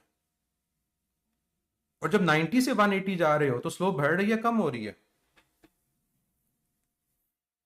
90 से 180 स्लोप कम हो रही है क्योंकि वैल्यू दोबारा जीरो हो गई है। और फिर जब 270 पे जा रहे हो स्लोप बढ़ रही है, कम हो रही है? बढ़ रही है। तो 0 से 90 आपके पास स्लोप की वैल्यू बढ़ती है। इसको मैं क्वाड्रेंट वाइज अगर आपको मेंशन कर दूं तो आपके लिए ज़्यादा आसान होगा कि अगर ये 0 है, ये 90 है, ये 180 और ये 270, तो जब आप 0 से 90 की तरफ जाते हो तो आपकी लाइन इंक्लाइंड होती है, आपकी स्लोप की वैल्यू इंक्रीज करती है। जब दोबारा 180 की तरफ जा रहे हो तो अब आप दोबारा नीचे इंक्लिनेशन को कम कर रहे हो, स्लोप की वैल्यू डिक्रीज कर रही है। फिर जब 270 की तरफ जाते हो स्लोप की वैल्यू इंक्रीज करती है, और फिर जब 360 की तरफ जाते हो तो वैल्यू डिक्रीज करती है। तो जो चीज़ जितनी ज़्यादा इंक्लाइंड होगी ना, इंक्लाइंड होगी, जितना उसका राइज ज़्यादा होगा उतनी उसकी स्लोप भी वो ज़्यादा होगी। अब आ जाए साइन की तरफ, कि साइन पॉजिटिव है या नेगेटिव है। तो आपको बच्चे सबको पता है क्वाड्रेंट वाइज कि चार क्वाड्रेंट्स हैं। एक बच्चे का यहाँ क्वेश्चन भी था कि कैसे पता चलता है कि जी कौन सा क्वाड्रेंट है। बच्चे एंगल से पता चल जाता है, ये जो वेक्टर ड्रॉ हुआ है उससे पता चल जाता है कि कौन सा क्वाड्रेंट है। तो अब आप मुझे ज़रा बताएं कि टेन कहाँ पॉजिटिव है और कहाँ नेगेटिव है। आप में से हर बच्चा बता सकता है कि टेन की वैल्यू कहाँ पॉजिटिव है और कहाँ नेगेटिव है। आप सबको पता है कि पहले में आपका टेन पॉजिटिव होता है और तीसरे में टेन की वैल्यू पॉजिटिव होती है, और आपके पास दूसरे में टेन की वैल्यू नेगेटिव है, और इसी तरह चौथे में भी टेन की वैल्यू नेगेटिव है। तो अगर आपके पास इंक्लिनेशन कुछ इस किस्म की है कि वो आपके पास पहले और तीसरे क्वाड्रेंट के अंदर हो तो आपकी स्लोप पॉजिटिव है। पहले और तीसरे में आपकी स्लोप पॉजिटिव। और अगर वो दूसरे और चौथे के अंदर होगा तो आपके पास स्लोप की वैल्यू क्या आएगी? स्लोप की वैल्यू नेगेटिव आएगी। कई लोग इसको यूं भी कहते हैं, जब आप ऊपर की तरफ जा रहे हैं तो आपकी स्लोप पॉजिटिव है, और जब आप नीचे की तरफ जा रहे हैं तो आपकी स्लोप क्या है, वो नेगेटिव है। इसको अगर आप जनरलाइज करें ना, तो वजह क्या हो रही है, क्यों स्लोप पॉजिटिव है, क्यों नेगेटिव है। देखो tan परपेंडिकुलर ओवर बेस है, पहले क्वाड्रेंट के अंदर x और y दोनों पॉजिटिव हैं, तो जब पॉजिटिव पॉजिटिव से डिवाइड होगा, कल बताया था, तो आपका आंसर पॉजिटिव आएगा। दूसरे क्वाड्रेंट के अंदर आपका y पॉजिटिव है, x नेगेटिव है, और जब डिवीजन के अंदर आपके पास पॉजिटिव वैल्यू नेगेटिव वैल्यू से डिवाइड होगी, तो आपका आंसर क्या आएगा, नेगेटिव आएगा, स्लोप नेगेटिव है। तीसरे क्वाड्रेंट के अंदर आपके पास दोनों नेगेटिव हैं, जब नेगेटिव नेगेटिव से डिवाइड होता है तो एक तरह का नेगेटिव कैंसिल हो जाता है, आपके पास आंसर क्या आता है, पॉजिटिव। और चौथे क्वाड्रेंट के अंदर आपके पास y नेगेटिव है, x पॉजिटिव है, तो आपका आंसर क्या आएगा, नेगेटिव। क्लियर हो गया कि स्लोप कब पॉजिटिव और कब नेगेटिव होती है और क्यों होती है। पहले के अंदर क्यों पॉजिटिव है, दूसरे में क्यों नेगेटिव है, तीसरे में क्यों पॉजिटिव है और चौथे में क्यों नेगेटिव है, tan की वैल्यू की वजह से, राइज और रन की वजह से। जब भी आप बच्चे याद रखिएगा, ऊपर की तरफ जा रहे हो पॉजिटिव है, जब भी नीचे की तरफ जा रहे हो तो आपके पास वो नेगेटिव आएगा। जब भी राइट की तरफ जा रहे हो वो पॉजिटिव कंसिडर होता है, सबको पता है। जब लेफ्ट की तरफ जा रहे होते हो तो नेगेटिव होता है। इसी तरह ऊपर राइज है तो उसके मुताबिक आपके पास स्लोप पॉजिटिव कंसीडर होगी और होनी भी चाहिए। क्लियर, स्लोप के बारे में ये बातें समझ आ गई। बाकी जब हम फर्स्ट यूनिट के अंदर displacement time velocity time graph पढ़ेंगे तो इन चीज़ों को हमने यूज़ करना है, तो वहां पर फिर मुझे दोबारा ये चीज़ आपको जीरो से ना बतानी पड़े कि हमारे पास स्लोप पॉजिटिव क्यों है, नेगेटिव क्यों है। तो आपको पता होना चाहिए कि पॉजिटिव क्यों है और नेगेटिव क्यों है, क्या स्लोप बढ़ रही है या कम हो रही है। तो 90 की तरफ जाएंगे स्लोप बढ़ रही है, 180 की तरफ जाएंगे स्लोप कम हो रही है। तो ये आइडिया होना चाहिए क्या क्या हमारा जो एंगल है वो 90 की तरफ जा रहा है या 180 की तरफ जा रहा है। बिल्कुल हैप्पी फेस और सैड फेस वाला आइडिया भी है, वो भी आप अप्लाई कर सकते हो। जीरो से नेगेटिव इन्फिनिटी की तरफ जाते हुए स्लोप डिक्रीज नहीं होगी बच्चे, आपने डायरेक्ट जंप नहीं करना कि जीरो से डायरेक्ट आप इन्फिनिटी पे पहुंच जाओ, बीच में 90 और 180 डिग्री भी एंगल आते हैं।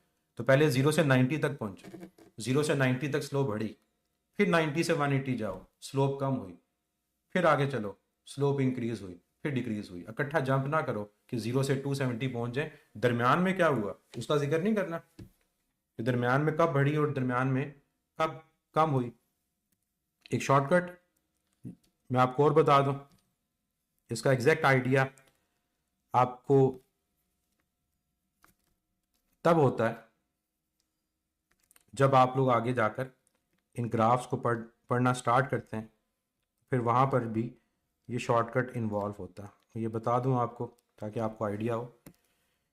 ये शॉर्टकट बेसिकली हैप्पी फेस और सैड फेस के हवाले से, जब कोई चीज़ इंक्रीज हो रही हो, जब कोई चीज़ इंक्रीज हो रही हो, कैसे पता चला इंक्रीज हो रही है, अगर ये टाइम बढ़ रहा है तो ये वैल्यू बढ़ रही है, अगर ये टाइम बढ़ रहा है तो ये वैल्यू बढ़ रही है। जब कोई चीज़ इंक्रीज हो रही हो तो फिर आपका हैप्पी फेस किसको शो करता है, इंक्रीजिंग स्लोप को, और सैड फेस शो करता है डिक्रीजिंग स्लोप को। हैप्पी फेस किसे शो करेगा कि स्लोप बढ़ रही है, और सैड फेस किसे शो करेगा, सैड फेस किसे शो करेगा, वो डिक्रीजिंग स्लोप को शो करेगा।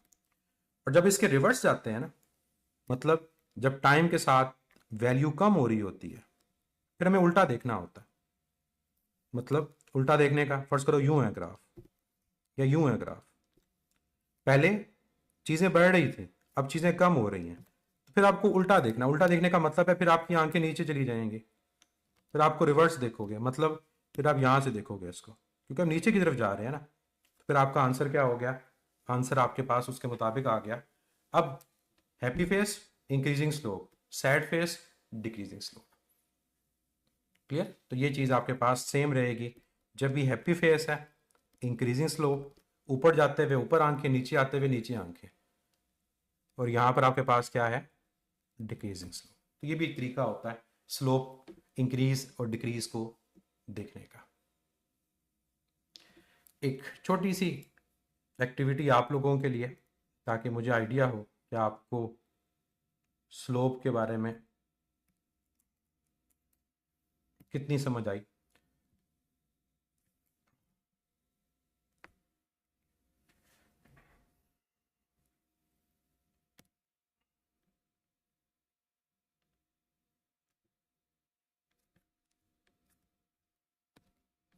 मैं डिफरेंट कलर से इस ग्राफ को ड्रॉ कर रहा हूँ और आपने मुझे हर एक में ये बताना है कि यहाँ स्लोप क्या है, पॉजिटिव है, नेगेटिव है, इंक्रीज कर रही है, डिक्रीज कर रही है, या सेम रह रही है। क्वेश्चन क्लियर हो गया? जो डिफरेंट कलर्स हैं वो डिफरेंट इसके सेगमेंट्स हैं, उन सेगमेंट्स के अंदर आप बताएंगे कि कहाँ स्लोप बढ़ रही है, कहाँ स्लोप कम हो रही है, कहाँ पॉजिटिव है और कहाँ वो नेगेटिव है।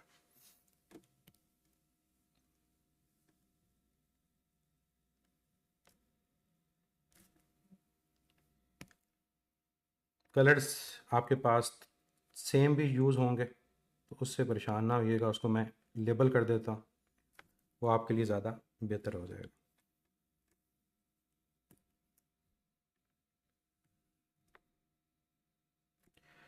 अब लेबल मैं इनको करने लगा हूँ ताकि आप इसको देख लें। ये आपके पास ए है, ये बी, ये सी, ये डी, ये ई, ये एफ, ये जी और ये एच। हर सेगमेंट में बताएं कहाँ स्लोप क्या है। A B C D E F G H, इसके मुताबिक बताइएगा।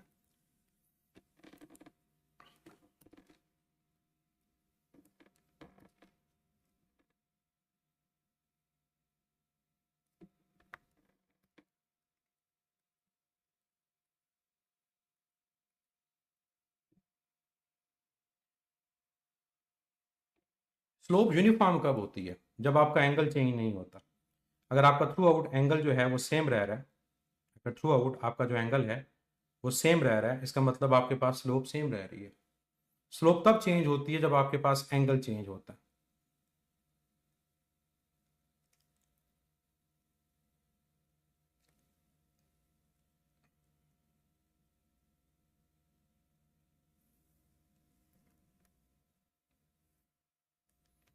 चलें अब आंसर्स को देखते हैं और फिर आप मैच कीजिएगा कि आपके आंसर करेक्ट हैं या नहीं है। A B C D E F G और एच। सबसे पहले ए की बात करते हैं। ए में क्या एंगल चेंज हो रहा है? नो। ए में आपके पास यूनिफॉर्म स्लोप है या कांस्टेंट है, जो मर्जी का है। फिर क्या पॉजिटिव है नेगेटिव है?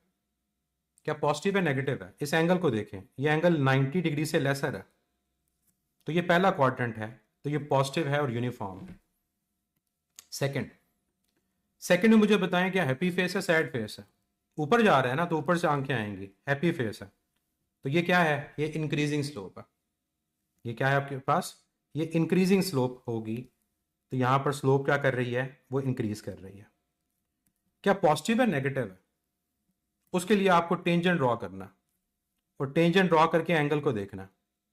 तो ये एंगल लेस देन 90 है, और अगर एंगल लेस देन 90 है तो ये आपका पहला क्वाड्रेंट है, आपकी पॉजिटिव इंक्रीजिंग स्लोप है। पॉजिटिव है और इंक्रीजिंग है। सी पे चलो। सी पे एंगल क्या है? सी पे एंगल ही 0 डिग्री है, पैरेलल लाइन है, राइज तो है ही नहीं। तो सी पे आपके पास स्लोप क्या होगी? सी पे आपके पास स्लोप होगी 0। डी पे आओ। डी पे आपके पास एंगल 90 डिग्री है, और डी पे अगर 90 डिग्री है तो 90 डिग्री पे स्लोप क्या होती है? वो पॉजिटिव इन्फिनिटी होती है। अब ई पर आ जाए। ई के ऊपर आपके पास क्या हो रहा है? ई के ऊपर आपका वैल्यू ऊपर जा रही है, तो हैप्पी फेस है सैड फेस है? ये सैड फेस है। और सैड फेस में हम क्या कहते हैं? स्लोप क्या कर रही है? स्लोप हमारे पास डिक्रीज कर रही है, क्योंकि इंक्लिनेशन कम हो रहा है। अब अगली बात, यहां मुझे ये बताएं क्या पॉजिटिव स्लोप है नेगेटिव स्लोप है? टेंजेंट ड्रॉ करें। ये देखें, ये मैंने टेंजेंट ड्रॉ किया, एंगल क्या है? लेस देन 90 है। लेस देन 90 का मतलब है आपका पहला क्वाड्रेंट, और पहला क्वाड्रेंट इसका मतलब क्या होगा? पॉजिटिव स्लोप है और डिक्रीजिंग स्लोप है। अब एफ और ए में क्या डिफरेंस है? ए में वैल्यू बढ़ रही है, एफ में कम हो रही है, लेकिन एंगल तो सेम रह रहा है। तो एफ के अंदर आप क्या कहोगे? एफ के अंदर आप कहोगे कि स्लोप यूनिफॉर्म है लेकिन नेगेटिव है। लेकिन क्या है, नेगेटिव। कैसे पता चला? पॉजिटिव एक्स एक्सिस से एंगल को देखें, तो ये जो आपका एंगल है ये ग्रेटर देन 90 है, ये दूसरे क्वाड्रेंट के अंदर आ रहा है, और दूसरे क्वाड्रेंट के अंदर आपकी स्लोप क्या होती है, वो नेगेटिव होती है। अब जी पर आ जाए, वैल्यू नीचे जा रही है तो नीचे से देखें सैड फेस है। एज में देखें नीचे जा रही है आपके पास, नीचे से देखें हैप्पी फेस है। तो दोनों में डिफरेंस क्या है? जो जी है वहाँ आपके पास स्लोप डिक्रीज कर रही है, और जो एज है वहाँ स्लोप क्या कर रही है, इंक्रीज कर रही है। अब क्या पॉजिटिव है नेगेटिव है, दोनों के अंदर टेंजेंट को ड्रॉ करें। जब यहाँ टेंजेंट ड्रॉ करोगे और यहाँ टेंजेंट ड्रॉ करोगे तो दोनों में आप ये चीज़ ऑब्जर्व करोगे कि आपका जो एंगल है वो 90 से बड़ा है, और 90 से बड़ा सेकंड क्वाड्रेंट में नज़र आ रहा है, तो सेकंड क्वाड्रेंट के अंदर स्लोप क्या होगी, वो नेगेटिव होगी। तो आई होप एक ग्राफ के अंदर आपको ये सब बातें पता चल गई होंगी, कहाँ स्लोप बढ़ रही है, कहाँ कम हो रही है, कहाँ पॉजिटिव है, कहाँ नेगेटिव है, और कहाँ स्लोप वो जीरो के इक्वल है। तो आगे जाके जब पढ़ेंगे तो इस चीज़ की रिवीजन होगी, तो रिवीजन के अंदर भी चीज़ें आपकी स्ट्रांग हो जाती हैं, आपको आइडिया हो जाता है। एंगल के हवाले से एक पॉइंट क्लियर रखिएगा कि जो आपका क्लॉकवाइज एंगल होता है वो पॉजिटिव होता है, और जो एंटी क्लॉकवाइज एंगल होता है वो नेगेटिव होता है। जो क्लॉकवाइज एंगल होगा वो पॉजिटिव होगा, और जो एंटी क्लॉकवाइज एंगल होगा वो नेगेटिव होगा। ये सब बच्चों को पता होना चाहिए। तो ये अगर आपका एंगल देखो ये एंटी क्लॉकवाइज है, तो जो एंटी आपका क्लॉकवाइज एंगल होगा वो पॉजिटिव कंसिडर होता है, और जो आपके पास क्लॉकवाइज एंगल, यहाँ पढ़ेंगे भी एंगुलर डिस्प्लेसमेंट में, जब सर्कुलर मोशन आएगा तो वो क्या होता है, वो नेगेटिव होता है। क्लियर? स्लोप का आइडिया हो गया। मैंने सोचा तो ये था कि मैं डिटेल में बात नहीं करूंगा, लेकिन मैंने आपको ऑलमोस्ट हर चीज़ बता दी, लेकिन इसका सेपरेट लेक्चर भी अवेलेबल होगा, उसको भी देखिएगा, तो आपको स्लोप के हवाले से भी चीज़ें क्लियर हो जाएंगी। चलें लास्ट में कुछ बातें जनरल करके लेक्चर को एंड करते हैं। नंबर्स के हवाले से मैं बात करूंगा, कुछ नंबर्स के बारे में इंफॉर्मेशन आपको पता होनी चाहिए। जैसे आपके पास होल नंबर्स क्या होते हैं, कई बच्चे इसमें भी गलती करते हैं, सिर्फ रिवीजन के हवाले से बता रहा हूँ। और नेचुरल नंबर्स आपके पास क्या होते हैं, हर एक को पता होना चाहिए, पता होगा भी। होल नंबर्स आपके पास स्टार्ट होते हैं ज़ीरो से, ये 0 1 2 3 4 एंड सो ऑन। जिस नंबर में कोई फ्रैक्शन नहीं होती या कोई डेसिमल नहीं होता, जिस नंबर में ना कोई फ्रैक्शन हो, जब फ्रैक्शन नहीं होगी तो डेसिमल भी नहीं होगा automatically. No fraction no decimal, उसको आप क्या बोलते हो, उसको आप होल नंबर बोलते हो। और जो नेचुरल नंबर्स होते हैं इनमें भी डेसिमल नहीं होता, इनमें भी कोई आपके पास फ्रैक्शन नहीं होती, ठीक है। लेकिन जीरो के अलावा जो होल नंबर होते हैं उनको आप नेचुरल नंबर्स बोलते हो। जीरो के अलावा whole numbers other than zero are natural numbers. लेकिन ये बात यहां पर भी रिपीट होगी, इनमें भी कोई फ्रैक्शन या डेसिमल नहीं होता। जिन नंबर्स को आप काउंट करते हो ना, बेसिकली वो नेचुरल नंबर्स होते, जीरो को काउंट नहीं करते। तो जीरो को आप क्या बोलते हो, जीरो को होल कंसिडर करते हो, नेचुरल कंसिडर नहीं करते। फिर आपके पास इंटीजर्स होते हैं, ये बात मैं लास्ट में कर रहा हूँ, कई बच्चों को ये सबसे पहले पता होनी चाहिए क्योंकि मोस्टली ये बातें पता है। तो इंटीजर्स क्या होते हैं, तमाम होल नंबर्स। अब ये बात याद रखनी है, तमाम होल नंबर्स उनके काउंटर पार्ट्स के साथ, उनके नेगेटिव काउंटर पार्ट के साथ। क्या मतलब, हमने तो देखा ना कि होल नंबर ये हैं 0 1 2 3 4, अगर इनके नेगेटिव काउंटर पार्ट भी हों, -1 -2 -3 एंड सो ऑन, तो ये आपके पास इंटीजर्स कहलाते हैं। फिर पॉजिटिव इंटीजर्स और नेगेटिव इंटीजर्स वो आप इजीली बात कर सकते हैं। तो इंटीजर्स याद रखिएगा, इंटीजर्स आपके पास तमाम होल नंबर्स होते हैं, ऑल होल नंबर्स। तो इसमें जीरो कंसिडर होगा विद देयर नेगेटिव्स या negative counterparts. Rational number और इरेशनल नंबर वो इतनी ज़्यादा रिक्वायर्ड आपको नहीं है। एन बच्चे कहाँ पर आ गया? इन दोनों में एन किसको शो करती है? एन कहाँ से आ गया? एन मैंने लिखा ही नहीं है। रैशनल नंबर्स और आपके पास इरेशनल नंबर्स, इनका डिफरेंस ऐसा यूज़ नहीं होना, मैथमेटिक्स में यूज़ होता है, तो इसको मैं इतना यहाँ पर मेंशन नहीं कर रहा। जैसे ये पाई की वैल्यू जो है 3.14, ये जो नंबर कॉन्टिन्यू आपके पास रहता है, ये इरेशनल नंबर्स में आता है, जो सिंपल फ्रैक्शन में नहीं लिखे जाते, ये आपके पास इरेशनल है। और जो सिंपल डेसिमल में लिखे जाते हैं, जैसे 1/2.5 है, 1/4.25 है, ये आपके पास रैशनल नंबर्स कहलाते हैं, ये ज़रूरत नहीं है, ठीक है। और हर वो नंबर जो रियल लाइन के ऊपर आपको नज़र आए, चाहे वो रैशनल है, इरेशनल है, पॉजिटिव है, नेगेटिव है, इन तमाम को रियल नंबर्स का नाम देते हैं। तो रियल लाइन आपको पता है, जो एक लाइन ड्रॉ की जाती है, एक तरफ पॉजिटिव वैल्यूज़, एक तरफ नेगेटिव वैल्यूज़ को लिखा जाता है। फ्रैक्शन वजह जब चीज़ों को डिवाइड करते हैं, 1/2 फ्रैक्शन है जो किसी का पार्ट होता है, उसको आप फ्रैक्शन बोलते हैं। जैसे 3/5 फ्रैक्शन है, आपकी जो पाई की वैल्यू है 22/7, ये क्या है? ये आपके पास फ्रैक्शन है, ठीक है। प्राइम नंबर जो अपने अलावा किसी से डिवाइड नहीं होता, प्राइम नंबर उसको बोलते हैं जो अपने अलावा किसी नंबर से डिवाइड ना हो। जैसे अगर आपसे मैं अगर पूछूं कि 2 क्या अपने अलावा किसी और नंबर से डिवाइड होता है? क्या 3 अपने अलावा किसी और नंबर से डिवाइड होता है? वो नंबर जो अपने अलावा किसी और से डिवाइड ना हो, उनको प्राइम नंबर बोलते हैं। या आप यूँ भी कहते हो ऐसा नंबर जिसके सिर्फ 2 फैक्टर्स हों, 2 फैक्टर्स मतलब सिर्फ 2 से डिवाइड होता हो, एक 1 से डिवाइड होता है और एक अपने आप से डिवाइड होता है। तो जिसके सिर्फ 2 फैक्टर्स होते हैं, उस नंबर को प्राइम नंबर कहा जाता है। अब नंबर्स अगर मैं लिखूं प्राइम नंबर्स, तो 2 और 1 के अलावा किसी और से डिवाइड नहीं होता। 3 1 और 3 के अलावा कहीं से डिवाइड नहीं होता। 5 1 और 5 के अलावा किसी से डिवाइड नहीं होता। 7 1 और 7 के अलावा किसी से डिवाइड नहीं होता। 13 नहीं डिवाइड होता। इसके बाद 17 1 और 17 के अलावा किसी से डिवाइड नहीं होता। 19 1 और 19 के अलावा किसी से डिवाइड नहीं होता।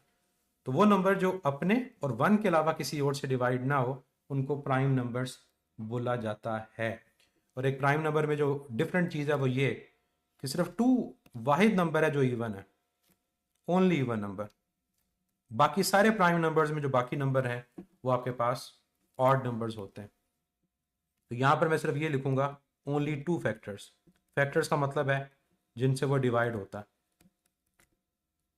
एक खुद अपने से डिवाइड होगा और एक इसके अलावा किससे डिवाइड होगा, वो 1 से डिवाइड हो रहा।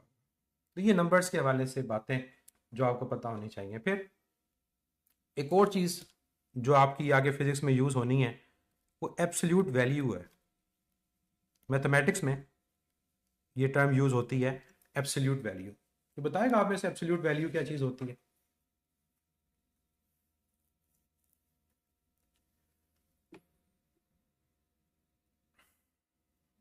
एब्सोल्यूट वैल्यू को आप सिंपली कह सकते हो, ये जो लाइंस दो लगाई जाती हैं ना किसी भी नंबर के दरमियान में एक नंबर लिख दिया जाता है और साथ ये पैरेलल लाइंस लगा दी जाती हैं, ये बेसिकली उसकी एब्सोल्यूट वैल्यू होती है।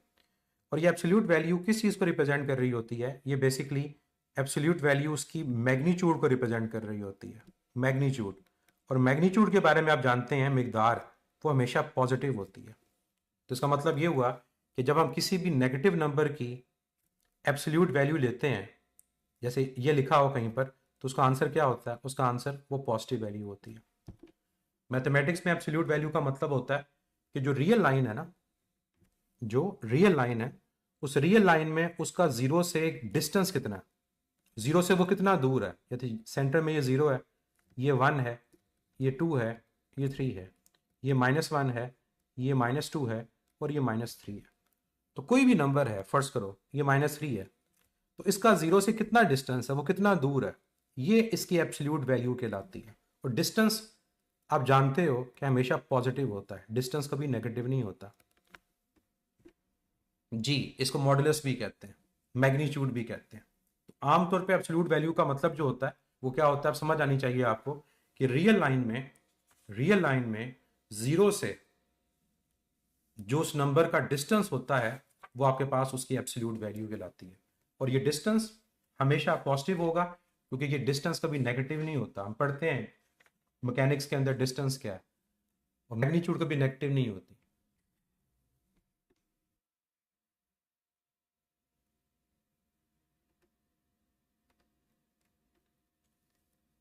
क्लियर?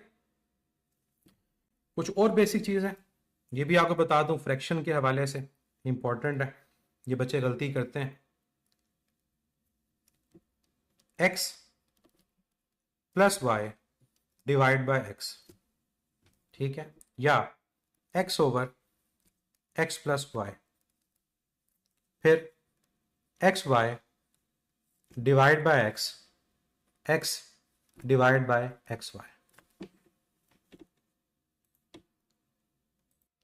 अब ये जो फ्रैक्शन वाली बात है, इसमें एक बड़ी बेसिक सी गलती करती है। याद रखिएगा बच्चे कि अगर प्लस या माइनस हो रहा है फ्रैक्शन के अंदर, तो आप कभी भी इस x को इस x के साथ कैंसल आउट नहीं कर सकते। लेकिन अगर आपके पास ये मल्टीप्लाई हो रहे हैं, तो याद रखें फिर आपके पास ये x या कोई भी नंबर है, ये आपके पास आपस में क्या हो सकते हैं, ये कैंसल आउट हो सकते हैं। ये बात आपको पता होनी चाहिए। तो पहले दोनों केसेस में ये x कैंसिल नहीं होगा, लेकिन बाकी दो केसेस में जब मल्टीप्लाई हो रहे हैं तो ये कैंसल आउट होते हैं। यहां पर आप कैंसिल नहीं करते, ये बात आपको पता होनी चाहिए। फिर एक और चीज, इसको सॉल्व कैसे करना, याद रखिएगा इस चीज को सॉल्व करने के लिए आप इस x को नीचे x से और इस y को इस x से सेपरेटली डिवाइड कर सकते हो। अब ये जब डिवाइड कर देते हो तो फिर आपके पास ये x अब x से कैंसिल हो जाएगा, क्योंकि अब ये सिंपली क्या हो रहा है, डिवाइड। अब जब ये कैंसिल आउट होगा तो ये आपके पास आ जाएगा 1 प्लस वाई ओवर एक्स, ये इसका आंसर आ जाएगा। जैसे इनका आंसर क्या आया, इसका आंसर y ओवर x आया, इसका आंसर आपके पास क्या आया, इसका आंसर 1 ओवर y आया। ये बीच वाले को कैसे सॉल्व कर सकते हैं, आप एक सिंपल सा रूल जानते हैं, जो चीज़ ऊपर मल्टीप्लाई हो रही है, किससे मल्टीप्लाई हो रही है, 1 से, वो नीचे जाकर डिवाइड हो जाएगी। जब कोई नंबर साथ नहीं होता तो वो 1 होता है जिससे वो मल्टीप्लाई हो रहा होता है। तो ये अब क्या बन जाएगा, ऊपर 1 रह जाएगा, नीचे आ जाएगा x over x plus y over x। अब आप इसको सॉल्व करें तो ये x से क्या हो सकता है, अब ये x इस x से क्या होगा, ये कैंसल आउट होगा, और आपका आंसर कुछ इस किस्म का लिखा जा सकता है 1 प्लस वाई ओवर एक्स। तो मे भी किसी जगह आपको इस तरह की जो फ्रैक्शंस हैं वो सॉल्व करनी पड़े। बिल्कुल थर्ड में जस्ट वाई आएगा। शुक्रिया। तो ये फ्रैक्शंस के हवाले से भी चीज़ें पता होनी चाहिए। फिर कई दफ़ा आपको फ्रैक्शन इस तरह की भी सॉल्व करनी पड़ती है, जैसे a over b divide by c। तो बड़ा सिंपल सा रूल है, जो चीज़ ऊपर डिवाइड हो रही है वो नीचे जाकर क्या होगी, मल्टीप्लाई। तो ये आंसर बनेगा a ओवर बी सी। जो ऊपर डिवाइड हो रही है वो नीचे जाकर मल्टीप्लाई होगी, और जो नीचे आपके पास डिवाइड हो रही है, जो नीचे डिवाइड हो रही है वो ऊपर जाकर क्या होगी, वो मल्टीप्लाई होगी। तो इसका आंसर क्या आएगा, इसका answer A C over B आएगा। एक और एग्जांपल आपको दे दूं, अगर यूं लिखा हुआ है A over B divide by C over D. अब इसके दो तरीके सॉल्व करने के हैं। एक तरीका तो ये कि जो ऊपर डिवाइड हो रहा है वो नीचे जाके मल्टीप्लाई होगा, जो नीचे डिवाइड हो रहा है वो ऊपर जाकर मल्टीप्लाई होगा। तो इसका मतलब ये क्या बन जाएगा, ये बन जाएगा A D over B C. दूसरा तरीका इसको सॉल्व करने का ये होता है कि ऊपर वाली फ्रैक्शन को वैसे ही लिखो और नीचे वाले को रिवर्स करके मल्टीप्लाई कर दो, तब भी आपका आंसर यही बनेगा। ठीक है, तो ये फ्रैक्शन की चीज़ें भी आपके लिए इंपॉर्टेंट हैं कि आपको ये फ्रैक्शंस जब आती हैं सॉल्व करने के लिए न्यूमेरिकल क्वेश्चंस में, तो ये बच्चे गलती करते हैं, कैंसिल आउट कर देते हैं। तो पता होना चाहिए कौन सी चीज़ किससे कैंसिल आउट होती है। फ्रैक्शंस को सॉल्व प्रॉपरली करना है। लास्ट पॉइंट रिपीट कर दें, जो चीज़ ऊपर आपके पास डिवाइड हो रही है वो नीचे जाकर क्या होगी, आपके पास मल्टीप्लाई, और जो नीचे डिवाइड हो रही है वो ऊपर जाकर मल्टीप्लाई। तो ऊपर का b नीचे जाके मल्टीप्लाई हो गया, और नीचे का d ऊपर जाकर मल्टीप्लाई हो गया। दूसरा तरीका क्या होता है, ऊपर की फ्रैक्शन को वैसे लिखें और जो नीचे डिवाइड हो रही है उसको रिवर्स करके लिखें, तब भी आपके पास आंसर वही आएगा। क्लियर? तो ये फ्रैक्शंस के अंदर भी बच्चे गलती करते हैं, जब क्वेश्चन सॉल्व करने की बारी आती है तो बिला वजह चीज़ों को कैंसिल आउट करना शुरू कर देते हैं और कैंसिल आउट करते करते उनके सारे के सारे जो आंसर्स होते हैं वो गलत हो जाते हैं। बाकी ऑब्वियसली कॉम्प्लेक्स चीज़ें इन्वॉल्व होती हैं, कॉम्प्लेक्स चीज़ों को फिर आप जब प्रैक्टिस करते हैं तभी आपको आइडिया होता है। एक लास्ट पॉइंट पे मैं लेक्चर ख़त्म करूँगा कि अगर एक परसेंटेज वैल्यू है, परसेंटेज में कोई वैल्यू लिखी हुई है और आपने क्या करना है, उस परसेंटेज को एलिमिनेट करना है, तो आपको पता होना चाहिए क्या करना है। कैसे करते हैं? फर्स्ट करो 97% लिखा हुआ है, तो परसेंटेज को एलिमिनेट करने का क्या तरीका होगा? आप उसको डिवाइड कैसे कर देंगे? 100 से, तो परसेंटेज एलिमिनेट हो जाएगा। और अगर परसेंटेज बनानी हो तो क्या तरीका होता है? अगर परसेंटेज बनानी हो तो फिर क्या तरीका होता है? याद रखें, परसेंटेज बनाने के लिए जो फ्रैक्शन होती है ना, फ्रैक्शन, उसको मल्टीप्लाई करना पड़ता है 100 से, तो फिर आपके पास वैल्यू क्या आती है? वो परसेंटेज में वैल्यू आती है। फ्रैक्शन का होना ज़रूरी है, फ्रैक्शन का होना ज़रूरी है। तो फ्रैक्शन जब तक नहीं होगी आप उसको परसेंटेज में नहीं कन्वर्ट कर सकते। बिल्कुल बच्चे का पॉइंट ठीक है कि जो चीज़ गिवन है या ऑब्टेन्ड है, कुछ भी वैल्यू है गिवन या ऑब्टेन्ड, उसको आप जब डिवाइड करते हो तो फ्रैक्शन आती है। अब एक्स गिवन भी हो सकता है, ऑब्टेन्ड भी, और उसको टोटल से डिवाइड किया जाता है, तो आपके पास फ्रैक्शन। जैसे लॉस हम फाइंड करते हैं, प्रॉफिट फाइंड करते हैं, तो परसेंटेज वैल्यू को हमने फाइंड करना होता है। तो ये चीज़ भी आपके पास यूज़ होगी। इसके अलावा और मैं सोच रहा हूँ कि कहाँ पर कोई चीज़ होगी। कुछ भी नहीं है बच्चे इसमें। ये देखो, X over X plus Y, ऊपर वाला एक्स नीचे जाके डिवाइड हो जाएगा, क्योंकि ऊपर एक्स 1 से मल्टीप्लाई हो रहा है, तो नीचे जाके वो डिवाइड हो जाएगा एक्स से अलहदा और वाई से अलहदा, तो X over X plus Y over X, ये आपके पास 1 प्लस वाई ओवर एक्स आ जाएगा।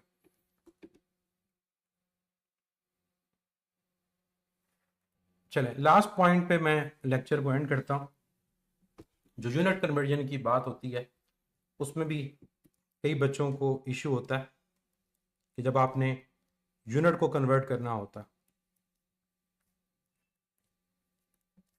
दो चीज़ें बस इसमें मैं जिक्र करूंगा। एक हमारे पास होता है जब आपको स्मॉलर वैल्यू को ग्रेटर वैल्यू में कन्वर्ट करना होता है, जैसे आप सेंटीमीटर को किलोमीटर में कन्वर्ट करने की कोशिश कर रहे हो। और दूसरी चीज़ हमारे पास यहाँ ये होती है कि आपके पास एक ग्रेटर वैल्यू है, जैसे किलोमीटर है, और उसको आप मीटर में कन्वर्ट करना चाह रहे हो स्मॉलर वैल्यू में। ये दो तरह के यूनिट की कन्वर्जन आपके पास इन्वॉल्व हो रही होती है। स्मॉलर वैल्यू को ग्रेटर वैल्यू में कन्वर्ट करना है और ग्रेटर वैल्यू को स्मॉलर वैल्यू में कन्वर्ट करना है। क्या माइंड में आता है? छोटी वैल्यू को बड़ी वैल्यू में कन्वर्ट करने के लिए क्या करते हैं? डिवाइड कर रहे होते हैं, मल्टीप्लाई कर रहे होते हैं।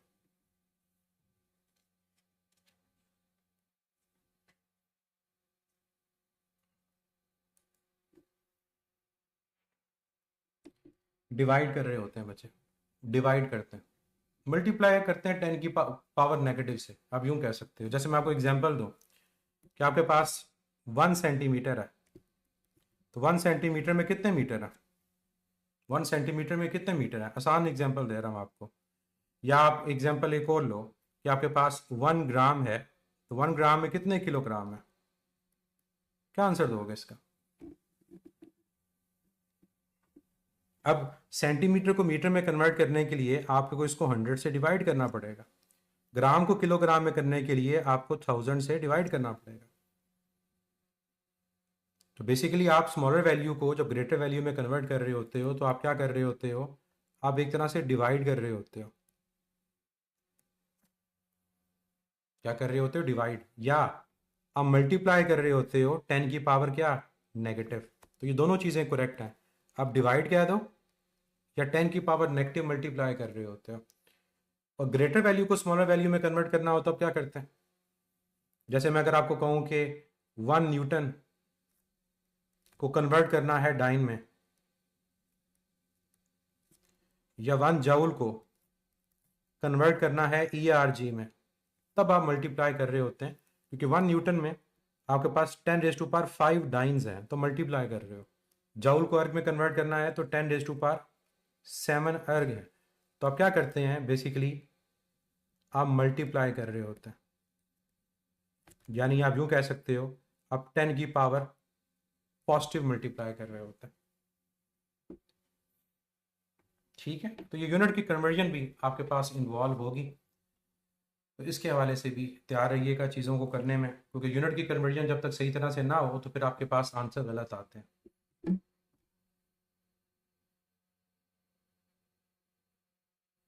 सप्लीमेंट्री 2 के लिए बच्चे बोलते हैं, 2 का जब आपके पास 180 डिग्री होता है उसको आप सप्लीमेंट्री बोलते हो।